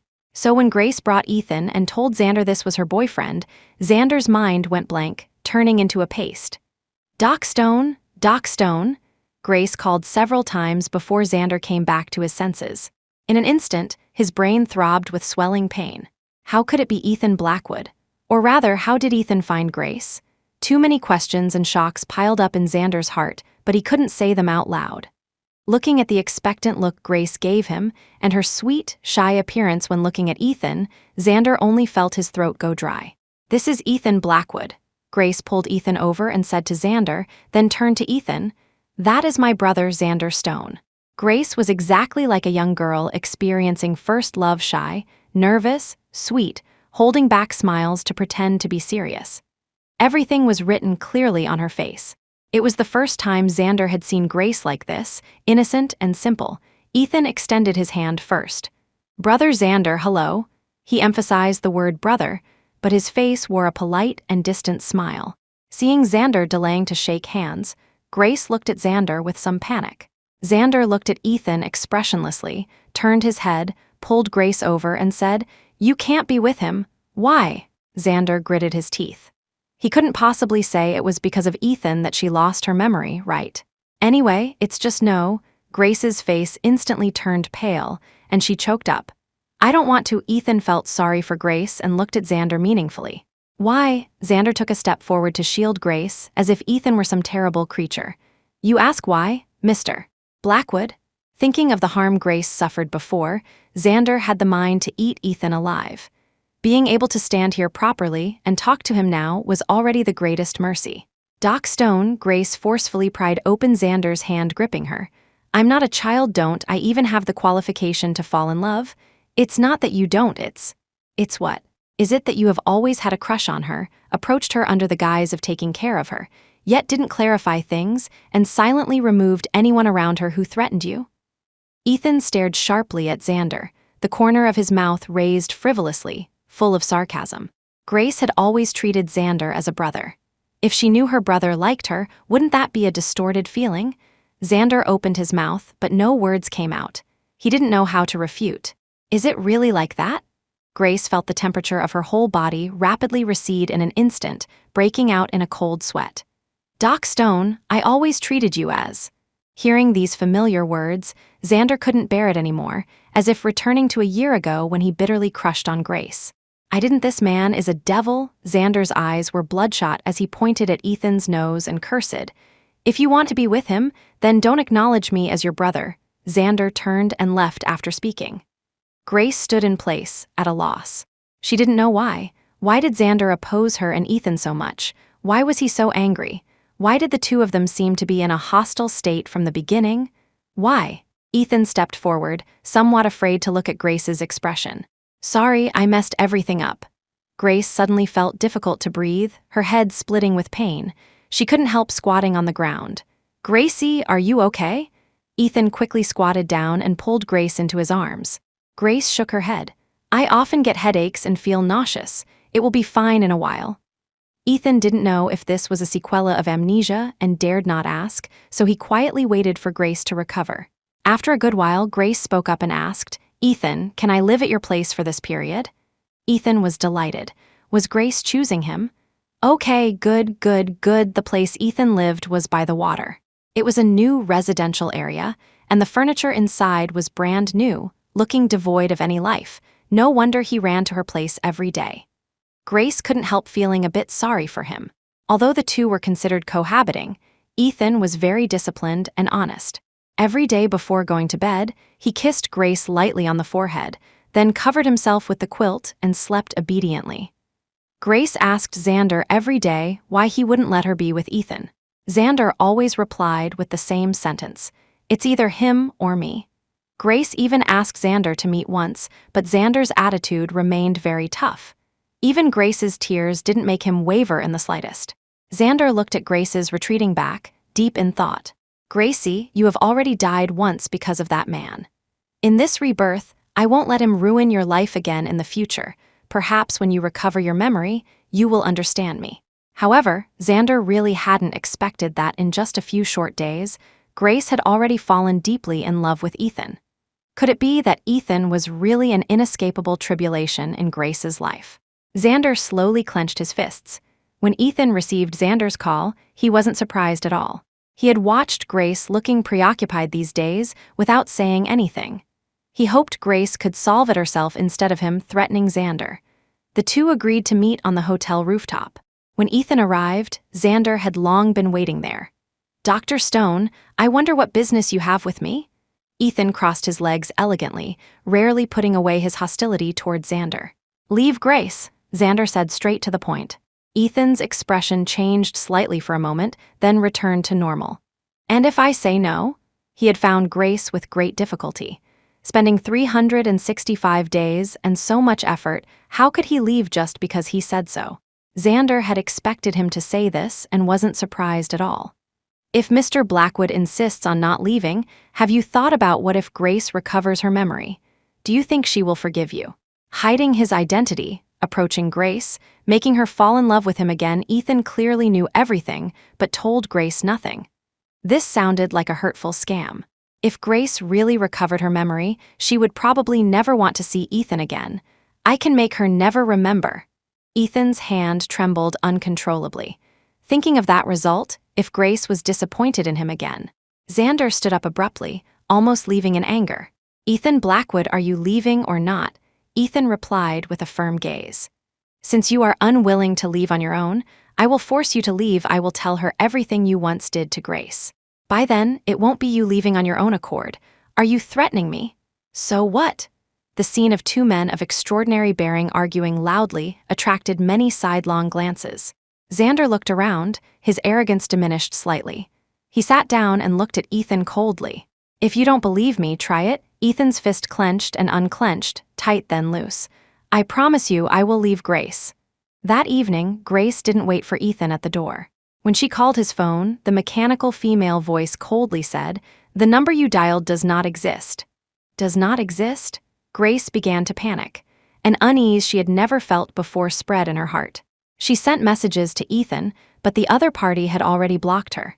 Grace's brain completely stopped working. She didn't know why it was suddenly like this, but she still held on to luck in her heart, thinking maybe Ethan changed his phone number and didn't have time to tell her. Maybe his WeChat was hacked, but Grace had seen Ethan working. He was so busy, and there were hundreds if not thousands of numbers stored in his phone. Why would he change his number suddenly? The possibility of being hacked was greater. Right, it must be so. Grace endured it and took a taxi to Ethan's apartment. She trembled as she pressed the code to open the door, but she pressed it wrong time and time again. Finally, the electronic lock automatically closed. Grace went to feel for the key in her bag. However, the key wouldn't listen to her no matter what. It seemed that as soon as Ethan broke his promise, her key and his lock also lost contact. Grace was so anxious she was about to cry. She sadly discovered that her key couldn't insert into the lock hole at all. How could this be? Grace's face was flushed with anxiety, sweat constantly appearing on her palms. It was the beginning of spring, yet she felt like she was in the polar winter. "I beg you, go in quickly." The unease and anxiety in her heart spread and accumulated. Grace's tears couldn't be held back anymore, falling in big drops. Did Ethan not want her anymore? Why break up with her suddenly? How could he not even say a word?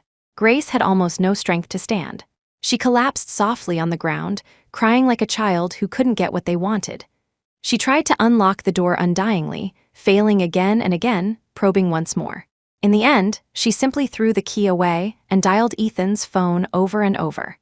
The female voice repeated again and again.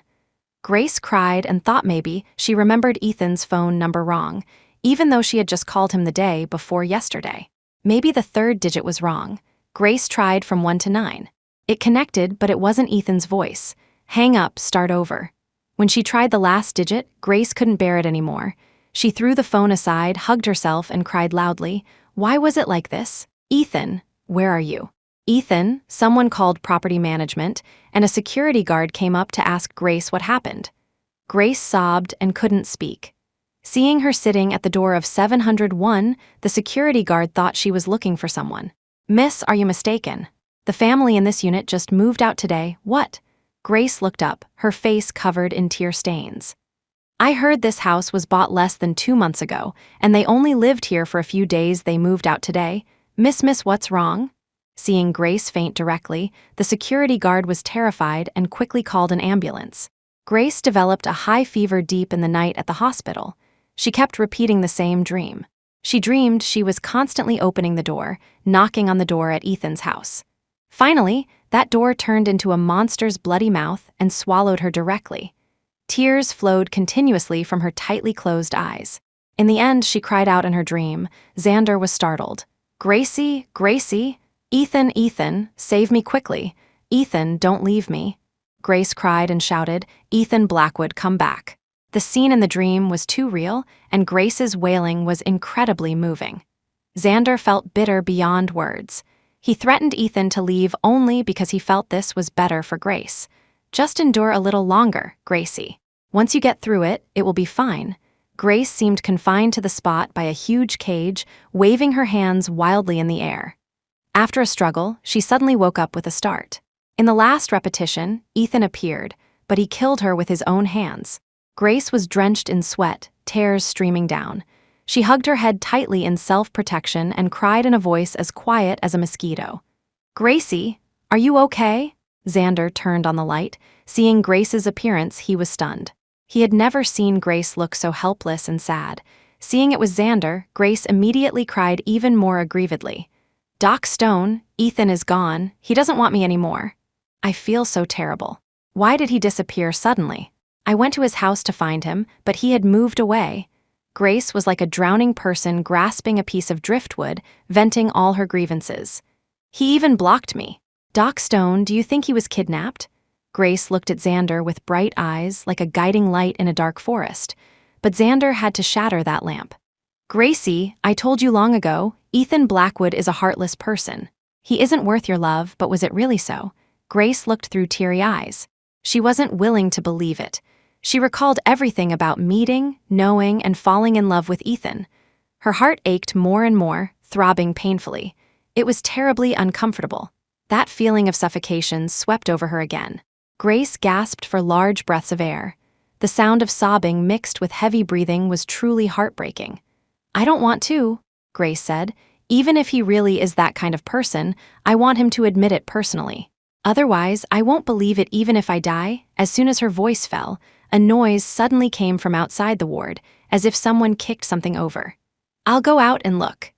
Xander tucked the corner of the quilt for Grace and got up to leave the room. It was deep into the night.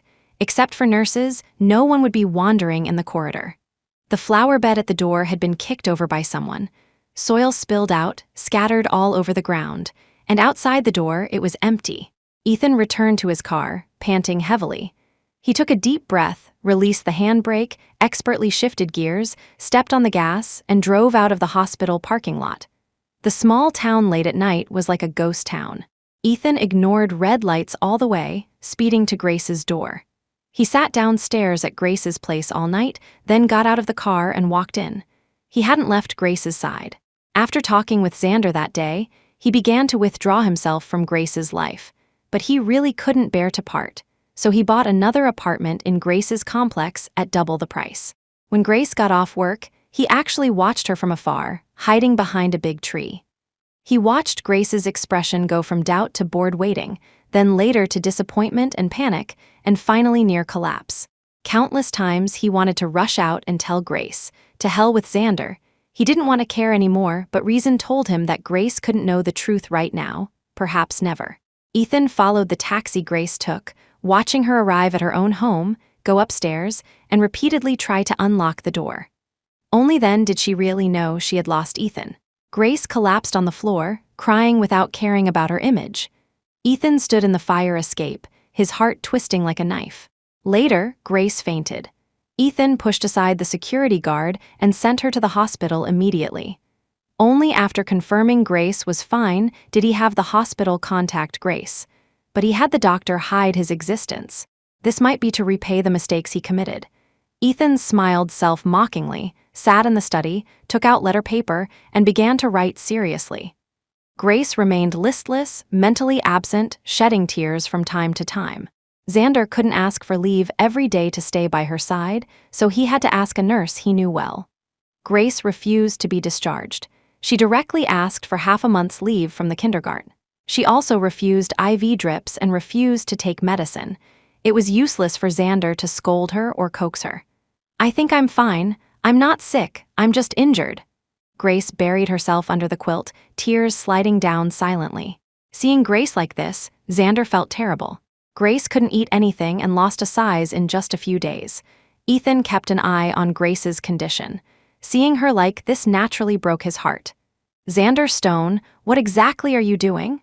Ethan scolded Xander over the phone. "You said you would take good care of Gracie. Is this how you take care of her?" Xander had just finished a day's work.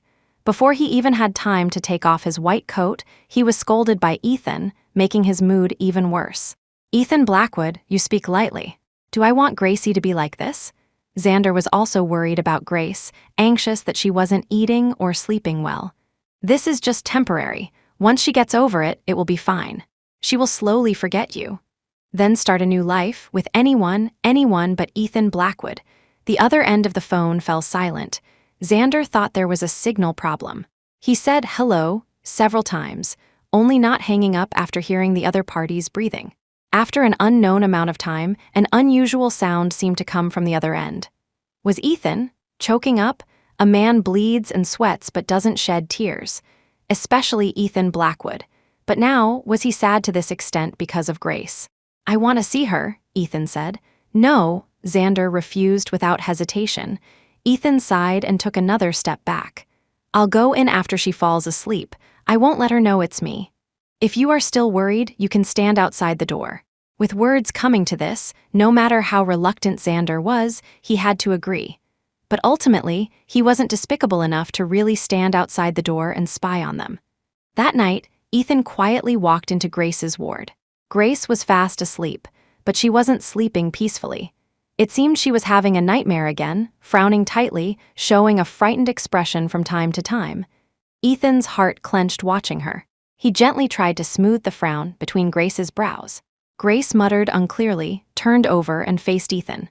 Having not seen her for just a few days, Grace's face had lost a lot of weight. Ethan sat by her bed, took her hand, kissed it, then the top of her head, forehead, and nose tip. Ethan placed a letter by her pillow. "Gracie, I came to see you." Ethan spoke, his throat dry, suddenly feeling a bit awkward. Grace let out a soft snore, like a little piglet. Ethan loved this look of hers dearly. "You don't know how much I love you," Ethan continued. "Actually, I fell in love with you at first sight the first day we met. Although you always said I was very aloof, you didn't know how nervous I was that day. I hesitated for a whole half-month before deciding to approach you, then pursue you, and confess to you." While recalling, Ethan brushed away the stray hair on Grace's face. "Actually, we have always loved each other very much. I didn't cheat. Sharon Summers was someone I specifically found to make you angry. Because of grandfather's matter, I always thought you did it on purpose. But later, I saw the letter you wrote to me, and I knew how stupid I used to be." The more Ethan spoke, the more uncomfortable he felt. He smiled self-mockingly. "Whatever I do for you, even if I spend this life repenting, I can't make up for it, right? Maybe Xander really is right. If I stay away from you, it's better for everyone. You can forget the pain and have a better future. I will always guard by your side. If you get a boyfriend in the future, and he can't even compare to me, I definitely won't agree to you being together," Ethan said with a bitter smile, his eyes moist. "Although my agreement is useless, you must keep your eyes open in the future. Don't find someone like me." Grace Green is a very, very good girl, but Ethan Blackwood is a very, very bad man. "I love you, Gracie. Goodbye." Ethan kissed Grace's slightly parted lips, turned, and was about to leave. Unexpectedly, Grace on the hospital bed suddenly called out softly, "Ethan, Ethan, don't leave me." Ethan looked back. Grace was having a nightmare again. She was crying and begging the Ethan in her dream not to leave, but that retreating figure showed how determined he was. "Don't go," Grace cried, sweating all over. "I beg you. I really love you." Softly, the sound of the door closing was heard. Ethan hardened his heart and deleted Xander's contact information as well. From now on, he and Grace really had no relationship anymore. No, suddenly, as if having a premonition, Grace woke up with a start, screaming out loud. Coming back to her senses and realizing she was still in the ward, she couldn't help having lingering fears about the dream just now. Grace smiled bitterly. It seemed she would have to wash another set of pajamas tomorrow.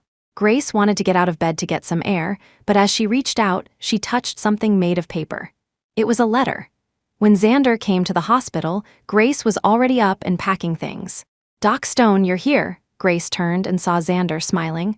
"I want to be discharged today." Grace's face was somewhat pale, revealing some fatigue, but her voice was full of vitality. "Gracie," Xander asked worriedly, "are you okay? How come Ethan just saw Grace yesterday, and today she wanted to be discharged and looked as if she had moved on?" Hearing this, Grace gave Xander a strange look and laughed. "What's going on, Doc Stone? Why would something be wrong with me?" Grace packed her things very quickly. Let's go handle the discharge procedures." Xander hadn't figured out what was happening before being dragged forward by Grace. He watched confusedly as Grace skillfully went through the discharge process. When they returned home, Xander finally reacted. Grace walked excitedly toward her room while saying cheerfully, "I stayed in the hospital too long. I forgot what home looks like." Grace put her things on the floor and closed the bedroom door. "I'll change clothes first," Xander answered with a rasp. "Okay." No matter what, it was good that Grace was happy now. Grace changed into casual clothes and came out to eat, but after a few bites, she said she was full and went asleep for a while. As soon as Grace closed the door, she couldn't hold back anymore and burst into tears. She had been pretending just now, pretending she was already fine, but it didn't even take the time of a meal for her to realize she couldn't do it. She couldn't fool herself at all. On the first day, Grace pretended she was happy and had forgotten everything. On the second day, Grace decided to go to work normally, forgetting she was pretending while interacting with the children. On the third day, it was Friday. Grace felt as tired as if she had worked continuously for a month. On the fourth day, Grace went to work with 2 big dark circles under her eyes, having no mind to play with the kids. On the fifth day, Grace rested. She ran alone to the riverside to listen to the sound of the river, sitting there for a whole day. The 6th day, the 7th day, the 8th day, Grace seemed to have really forgotten Ethan, as if that sweet month or so was just a long dream. Then one day after school, a child asked her, "Miss Green, why doesn't your boyfriend come anymore?" In an instant, Grace felt as if someone had forcibly ripped off her fig leaf. Her tears rushed out impatiently. Yes, where was her boyfriend? The child was scared by Grace's appearance, standing there dumbfounded, afraid to move. Grace suddenly felt all strength drained from her body. She wanted to go home, wrap herself up, and cry her heart out. If only this could make her forget Ethan, that would be great. But she couldn't. It turned out she had always deeply loved Ethan. She had deceived herself for a full 3 months. She endured for 3 months, failing to boil everything between her and Ethan into syrup. Instead, it became thicker and more bitter, turning into a heart-punishing snake gall lodged in Grace's chest. Too bitter, but she couldn't spit it out nor swallow it down. Grace tried to escape, but instead, she sank deeper and deeper. She didn't want to be like this anymore. She was tired. After work, Grace went to the original vendor to buy vegetables. Just a few months ago, Ethan had stood there and found her. Walking home along the vegetable buying route, Ethan used to carry vegetables in one hand and hold Grace's hand in the other every day, walking back slowly. In the coffee shop on the street corner, they would go sit every other weekend. Ethan worked on his computer, and Grace watched him by his side. When Ethan felt uncomfortable being watched, he would turn his head and kiss her. And Grace's home. The new slippers bought for Ethan were still in the shoe cabinet. Ethan had touched every inch of the pots and pans in the kitchen. They nestled on the sofa together to watch TV. If it got late, Ethan slept in Grace's room. Even the clothes Grace wore every day had Ethan's scent. Every corner of Grace's life was filled with Ethan. After throwing away these external things, every cell in Grace's body also housed Ethan. Grace couldn't forget Ethan, unless she died. Grace went home and cried loudly. When Xander got off work, she was carrying a suitcase saying she was going on a long trip. Xander asked her what she was going to do.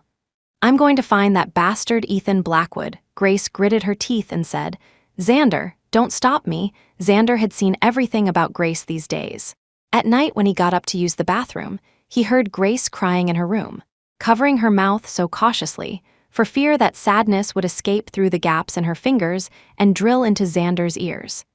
Xander listened silently to the choked, intermittent sobbing. He wanted to push the door open, but put his hand down again. He asked himself countless times, was doing this right or wrong? Why did Grace seem even more painful? In the end, he didn't know if Grace fell asleep from exhaustion or from crying. "Okay," Xander heard himself say.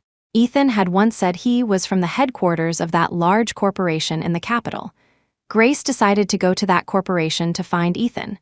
Grace booked a late-night flight ticket. After arriving in Capital City, she first checked the information of that corporation, only to discover that this corporation was much more powerful than she imagined. Early the next morning, Grace rarely put on full makeup and went to the first ring road to find that corporation with her bag on her back. However, she was dumbfounded as soon as she entered the corporation because it was simply too big. She asked security and learned that it was divided into 4 parts. In other words, all the skyscrapers here belonged to this corporation. Without an employee ID, Grace couldn't get in at all. Grace didn't expect it to be like this. Discouraged, she sat at the entrance of one of the buildings. Ethan had just returned to Capital City from the small town. He held 3 consecutive meetings and was physically and mentally exhausted. A bunch of people surrounded him as he walked out of the building. He saw Grace sitting at the entrance at a glance. He immediately froze there. Gracie. Why was she here? Seeing Ethan freeze and not move, the people around him called out, "President Blackwood, President Blackwood." Ethan came back to his senses. What's wrong? That person followed Ethan's gaze and found a woman sitting on the steps. Probably someone who failed a job application. He carefully chose his words. "President Blackwood, do you need to personally see her?" Ethan pondered for a moment. "No. Go ask her what she wants to do, then follow her instructions." Ethan finished speaking and turned a corner, leaving in the opposite direction of Grace. That person wondered who this woman was to Ethan. Could it be a love debt owed outside? So, was the rumor true that he recently had a new love from the countryside? And this new love came to the capital to find him? A big drama instantly rehearsed in his brain, molding Grace into a strong, hardworking poor girl, while Ethan only had a fling with her. They met on some mountaintop. The poor girl fell in love with Ethan immediately, getting pregnant and having a child for him, while Ethan got tired of the poor girl and abandoned her resolutely. Thinking this, he stepped forward and asked, "Miss, what are you doing here?" Grace was distressed about how to get in. Suddenly seeing a man lean over, thinking he wanted to chase her away, she quickly said, "I'm just sitting here." "Miss, I know who you are. Just tell me honestly, what exactly do you want to do?" Seeing this person's certain appearance, Grace thought he was Ethan's colleague and Ethan had mentioned her to him. She asked busily, "Then have you seen Ethan Blackwood?" "I heard he works here." Sure enough, she came to find President Blackwood. Seeing his guess was correct, he secretly cursed Ethan for being a scumbag in his heart. "He does work here." Grace's eyes lit up. "Then can I go in to find him? Just for a few minutes, you can follow me too." the previous security guard wouldn't let her in no matter how long Grace pestered him. Finding someone willing to take her in with great difficulty, Grace grabbed onto him firmly. The interior of the building was actually bigger than the outside. Grace couldn't help opening her eyes wide, marveling at everything. Seeing this, that person was even more sure of his guess and felt a little sympathy for this unfortunate rural girl. "Thank you, I'll go find him myself." Grace was extremely happy. She turned back to say a word to him and ran straight to the front desk. He sighed. "Little girl, wanting to see President Blackwood, how could it be so easy?" The receptionist told her in a polite but unrefusable tone, "Sorry, miss, external personnel are not allowed to enter. Please leave." Grace became anxious. "Someone brought me in, and I'm just here to find someone. I'll leave as soon as I see him. I won't delay for a second." The receptionist showed a standard smile, her voice without a trace of fluctuation. "Sorry, miss, external personnel are not allowed to enter. If you don't leave, I will call security." Hearing she was going to call security, Grace stopped her hurriedly. "Then how about this? Just help me contact one person, let me know he is here, okay?" The receptionist maintained her smile. Just as she was about to speak, Grace begged and pleaded, even taking out a stack of cash trying to bribe her. The receptionist turned pale with fright and quickly pushed the money back. There were cameras monitoring here 24 hours a day. "Miss, don't be like this." "I'll tell you," Grace was satisfied after hearing this, putting the money leisurely back into her bag. "Wouldn't it have been better if you did this earlier?" When looking up information last night, she found that the corporation's internal management was strictly regulated. Any employee accepting bribes, no matter how much, would be fired immediately. This was why this corporation could become so big and successful. "Speak, who do you want to find?" Grace lay on the marble table, looking at the receptionist with bright eyes. "I want to find Ethan Blackwood." The receptionist's hand operating the computer paused abruptly. "Excuse me, miss, who are you looking for?" "Ethan Blackwood." Grace feared she wouldn't understand, and even typed out the name on her phone. Just this name. The receptionist was very certain that there was only one Ethan Blackwood in the entire corporation. "Sorry, miss. Without an appointment and introduction by special personnel, you cannot see President Blackwood." The corner of Grace's mouth twitched. She didn't expect meeting Ethan to be so difficult. "Why? Is Ethan Blackwood your company's treasure or something?" Grace mumbled, putting away her phone. "Why is it so hard to see an employee? Your corporation is too excessive, employee. Ethan Blackwood." The receptionist smiled awkwardly but politely. "Miss, Mr. Blackwood is the president of our corporation. Naturally, he isn't someone you can see just because you want to." Grace's hand paused in midair. What did she say? Ethan was the president of this corporation. In other words, the entire corporation was his. And not just the person in charge of an area. In other words, Ethan lied to her. Grace didn't know how she walked out of the corporation's gate or how she returned to the hotel.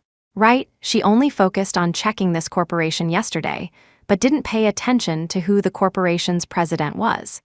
The internet was overwhelmingly full of Ethan's photos, information, achievements. Once Grace searched the 3 words, Ethan Blackwood, online, there were more than 30 million results. Ethan's romantic anecdotes alone occupied half the quantity. Besides gossip with various stars and socialites, the most discussed was the matter of Ethan and his ex-wife. Regarding Ethan's ex-wife, there were all kinds of speculations. A bankrupt rich girl, a hidden tycoon's daughter, an ordinary but beautiful girl, etc. The more Grace read, the colder her heart became. Why had Ethan never mentioned to her that he had been married?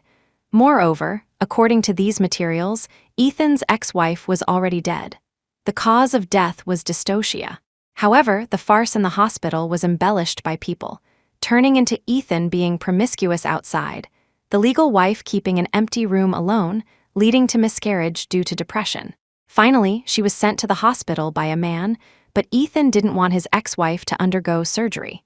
He wholeheartedly wanted her dead. There were very few photos of Ethan's ex-wife online. What reporters captured were just her back views, mostly at the door of Ethan's company. But another woman appeared frequently beside Ethan. That woman wore exquisite makeup, looked bright and bewitching, and behaved very intimately with Ethan.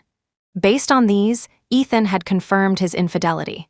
Grace looked at that woman's face. She was clearly smiling, but Grace felt she was so scary. Her eyes were full of ferocity, like a sharp knife. Grace broke out in a cold sweat and slammed the computer shut. Why did she always feel this woman seemed familiar? Ah, Grace's head suddenly hurt unusually. This pain was different from before, as if countless small needles were piercing her brain. Fragmented segments flashed before her eyes. Grace closed her eyes in pain, and those segments drilled out from the depths of her mind again. Grace wanted to catch a fragment, but they were too fast.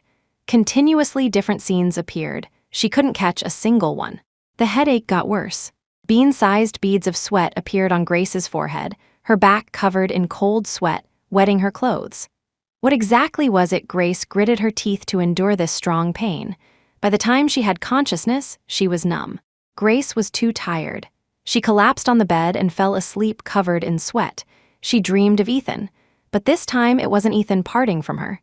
She saw herself lying in a basement. Two men threw her directly onto the dusty and filthy floor. Grace seemed to have an injury on her arm, wrapped in gauze, and those two men stuffed a piece of broken porcelain directly into Grace's injured arm. Just dreaming of seeing this scene, Grace sweated from pain. What was this? Her past memories? The scene changed. Ethan grabbed Grace's arm and threw her onto the bed. Gauze was wrapped around Grace's arm. Fresh blood seeped out from it again, staining the bed sheet red. Grace woke up from the dream with a start. Did she know Ethan before? Or could it be that she and Ethan were originally underground lovers? Grace had a splitting headache. She covered her head, so painful she couldn't even make a sound. She could only open her mouth wide, screaming with her throat, but there was no sound.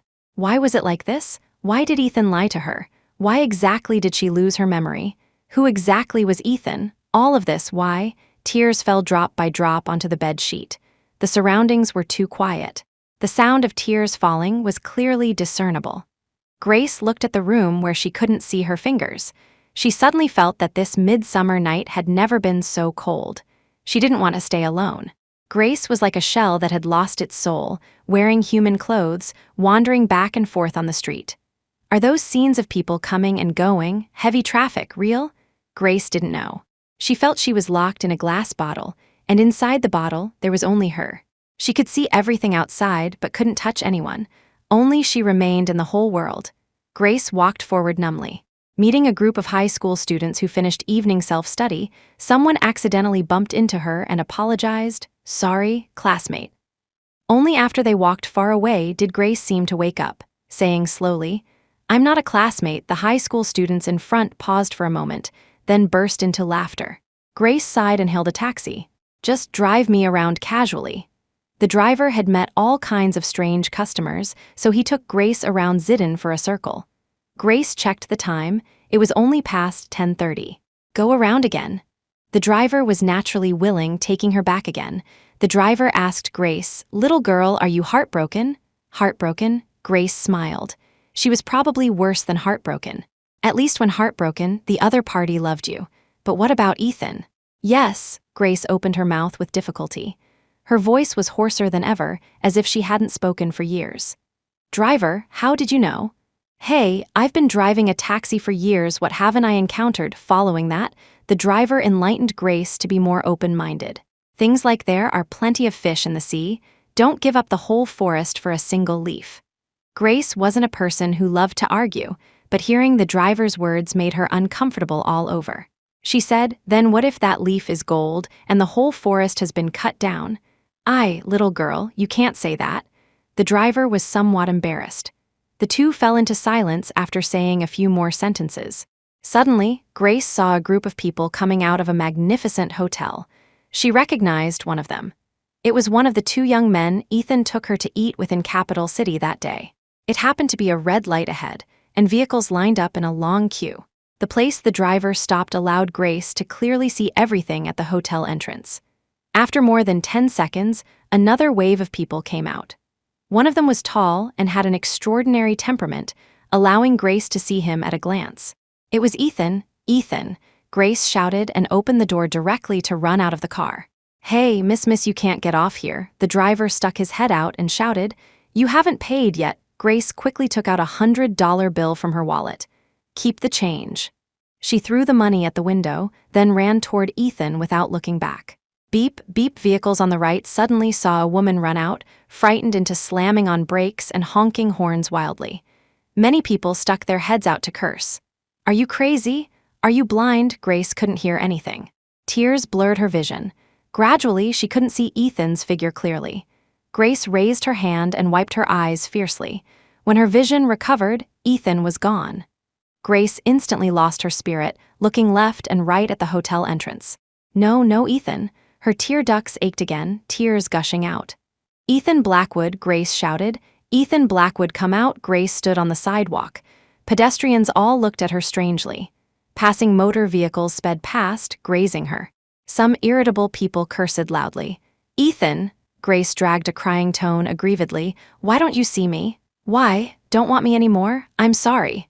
Ethan's voice suddenly came from behind. Grace turned back abruptly. Sure enough, it was Ethan. He was standing behind Grace looking at her. Seeing Grace's face full of sadness, he couldn't suppress himself anymore and hugged Grace into his arms. "I'm sorry, Gracie." The sobbing Grace had been holding back finally poured out completely in Ethan's arms. Ethan rubbed Grace's head very gently. "Good girl, don't cry, don't cry. I won't leave again, I'm sorry." He had been watching Grace these past few months. Seeing Grace gradually getting better, he thought Grace had completely let go of him. Ethan persuaded himself to learn to let go, letting Grace completely possess a new life without him. So he returned to Capital City. But he didn't expect to see Grace waiting bitterly for him at the entrance of his company. How he wished he could have hugged Grace in his arms then and there, letting her never leave. However, in a moment of distraction, he stifled his own thought, only asking a subordinate to ask what Grace came for. Hearing the subordinate's report, Ethan didn't dare to think Grace came for him. But tonight, seeing Grace rushing toward him regardless of everything, it seemed Ethan was Grace's whole world. All reason was completely lost. Ethan thought, let those scruples go to hell. As long as the person he held in his arms now was Grace, it was enough. Grace cried until Ethan's heart broke. His heart was also dripping blood. He shouldn't have listened to Xander. Leaving Grace, he discovered how difficult every day was. No matter what he did, he would think of Grace. He missed Grace so much he was going crazy. "I'm sorry." What they didn't see was, at the hotel exit less than 100 meters away from them, someone saw all this clearly. Grace didn't think about what connection those dreams had with Ethan. She only knew she had found Ethan. The two returned to the Blackwood villa together that night. Grace didn't ask him why he lied to her, nor why he left suddenly. She was afraid if she asked, she would lose Ethan again. The two lived together, seemingly like before, but both knew in their hearts that some things were different from before. Grace lived in seclusion in the villa. She had resigned from her job at the kindergarten and turned to formally studying preschool education. There were quite a few medical books in Ethan's study, but most were very new. Grace remembered Ethan wasn't interested in medicine at all. Then these books. Grace looked at those brand new books, her eyes dimming. Probably belonged to Ethan's ex-wife, right? Grace was reading seriously in the flower room when a strange call came in. It was a Capital City number. Grace picked it up suspiciously. "Miss Green, I have some things here you should be very interested in. Want to talk? I'm not buying insurance." Grace hung up directly. That phone called again, seemingly somewhat angry from embarrassment. "I'm not selling insurance, it's about Ethan Blackwood. Do you want to listen?" Because it was about Ethan, Grace went skeptically. The person coming was the young man who had a conflict with Ethan before. Grace had also seen him once in front of the hotel. Although it was just a hurried glance, that head of red hair was unforgettable. "So it's you." Grace sat down opposite him. "My surname is Johnson, Jard Johnson. Nice to meet you, Miss Green." This person smiled very evilly, reaching out a hand trying to pretend to be a gentleman. However, in Grace's eyes, it was a poor imitation. Grace didn't reach out. "What purpose do you have looking for me?" This person definitely didn't have good intentions. Grace silently criticized him, deciding no matter what he said, she would treat it as a gust of wind, blowing past and forgetting it. Jard saw Grace being so aloof and couldn't help snorting in his heart. Just the same kind of trash as Ethan, however. Soon neither of you will have it easy thinking of his father's servile appearance the other day, being timid in front of Ethan, respectfully apologizing full of regret, saying his son was too incompetent and caused Ethan a lot of trouble. Thinking of his old man scolding him severely in front of the person he hated most, and slapping him in front of so many people, he was furious. Simply hated Ethan to the bone. I heard you are the little lover Ethan found from the countryside. Jard returned to his original hangdog appearance, looking at Grace sideways. Grace probably understood his meaning. This was to drive a wedge between her and Ethan. None of your business? Grace sneered. How you guys are indeed isn't my business, but… Jard suddenly leaned closer, saying mysteriously, don't you know Ethan has an ex-wife? Grace's pupils shrank suddenly.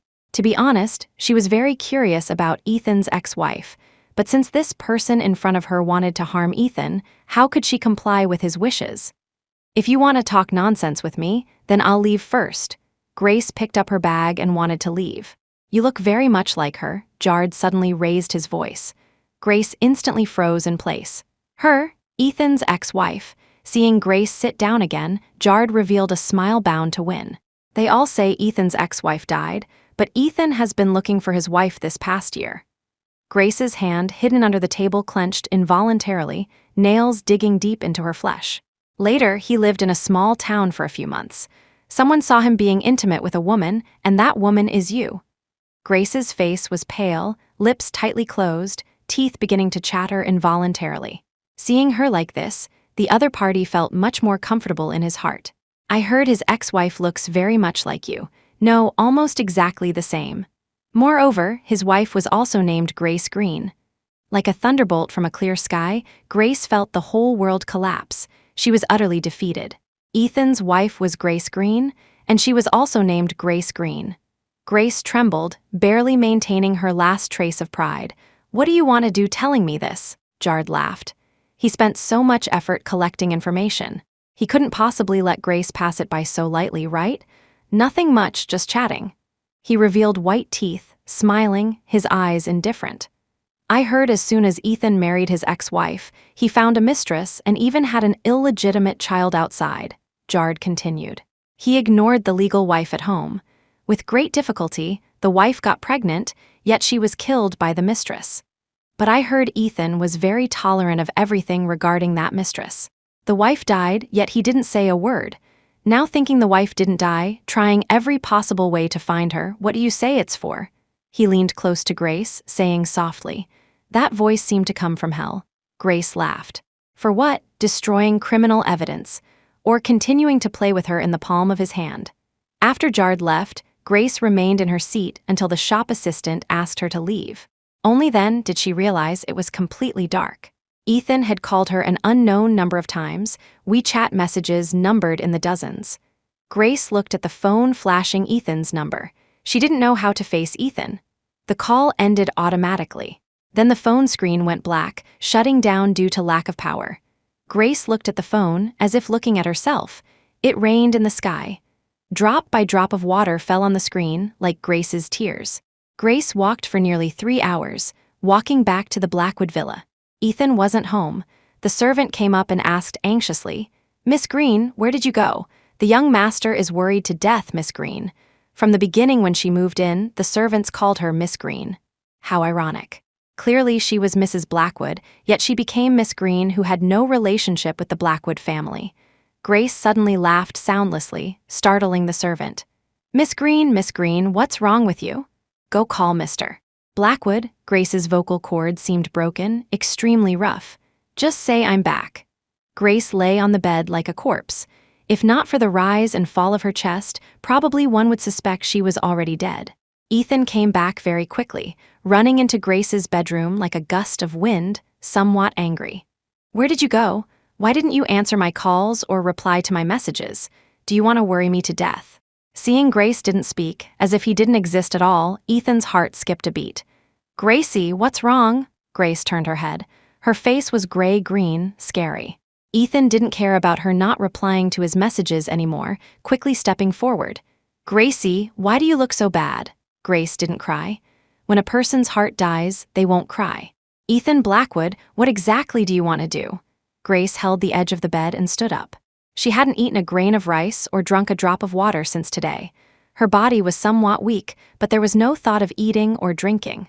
Why did you lie to me? Ethan's unease was confirmed. Guilty, he didn't dare look into Grace's eyes. Gracie, listen to my explanation. I am serious about you. Really? Grace smiled bleakly. Serious? Serious enough to go out on dates with a mistress while I was pregnant.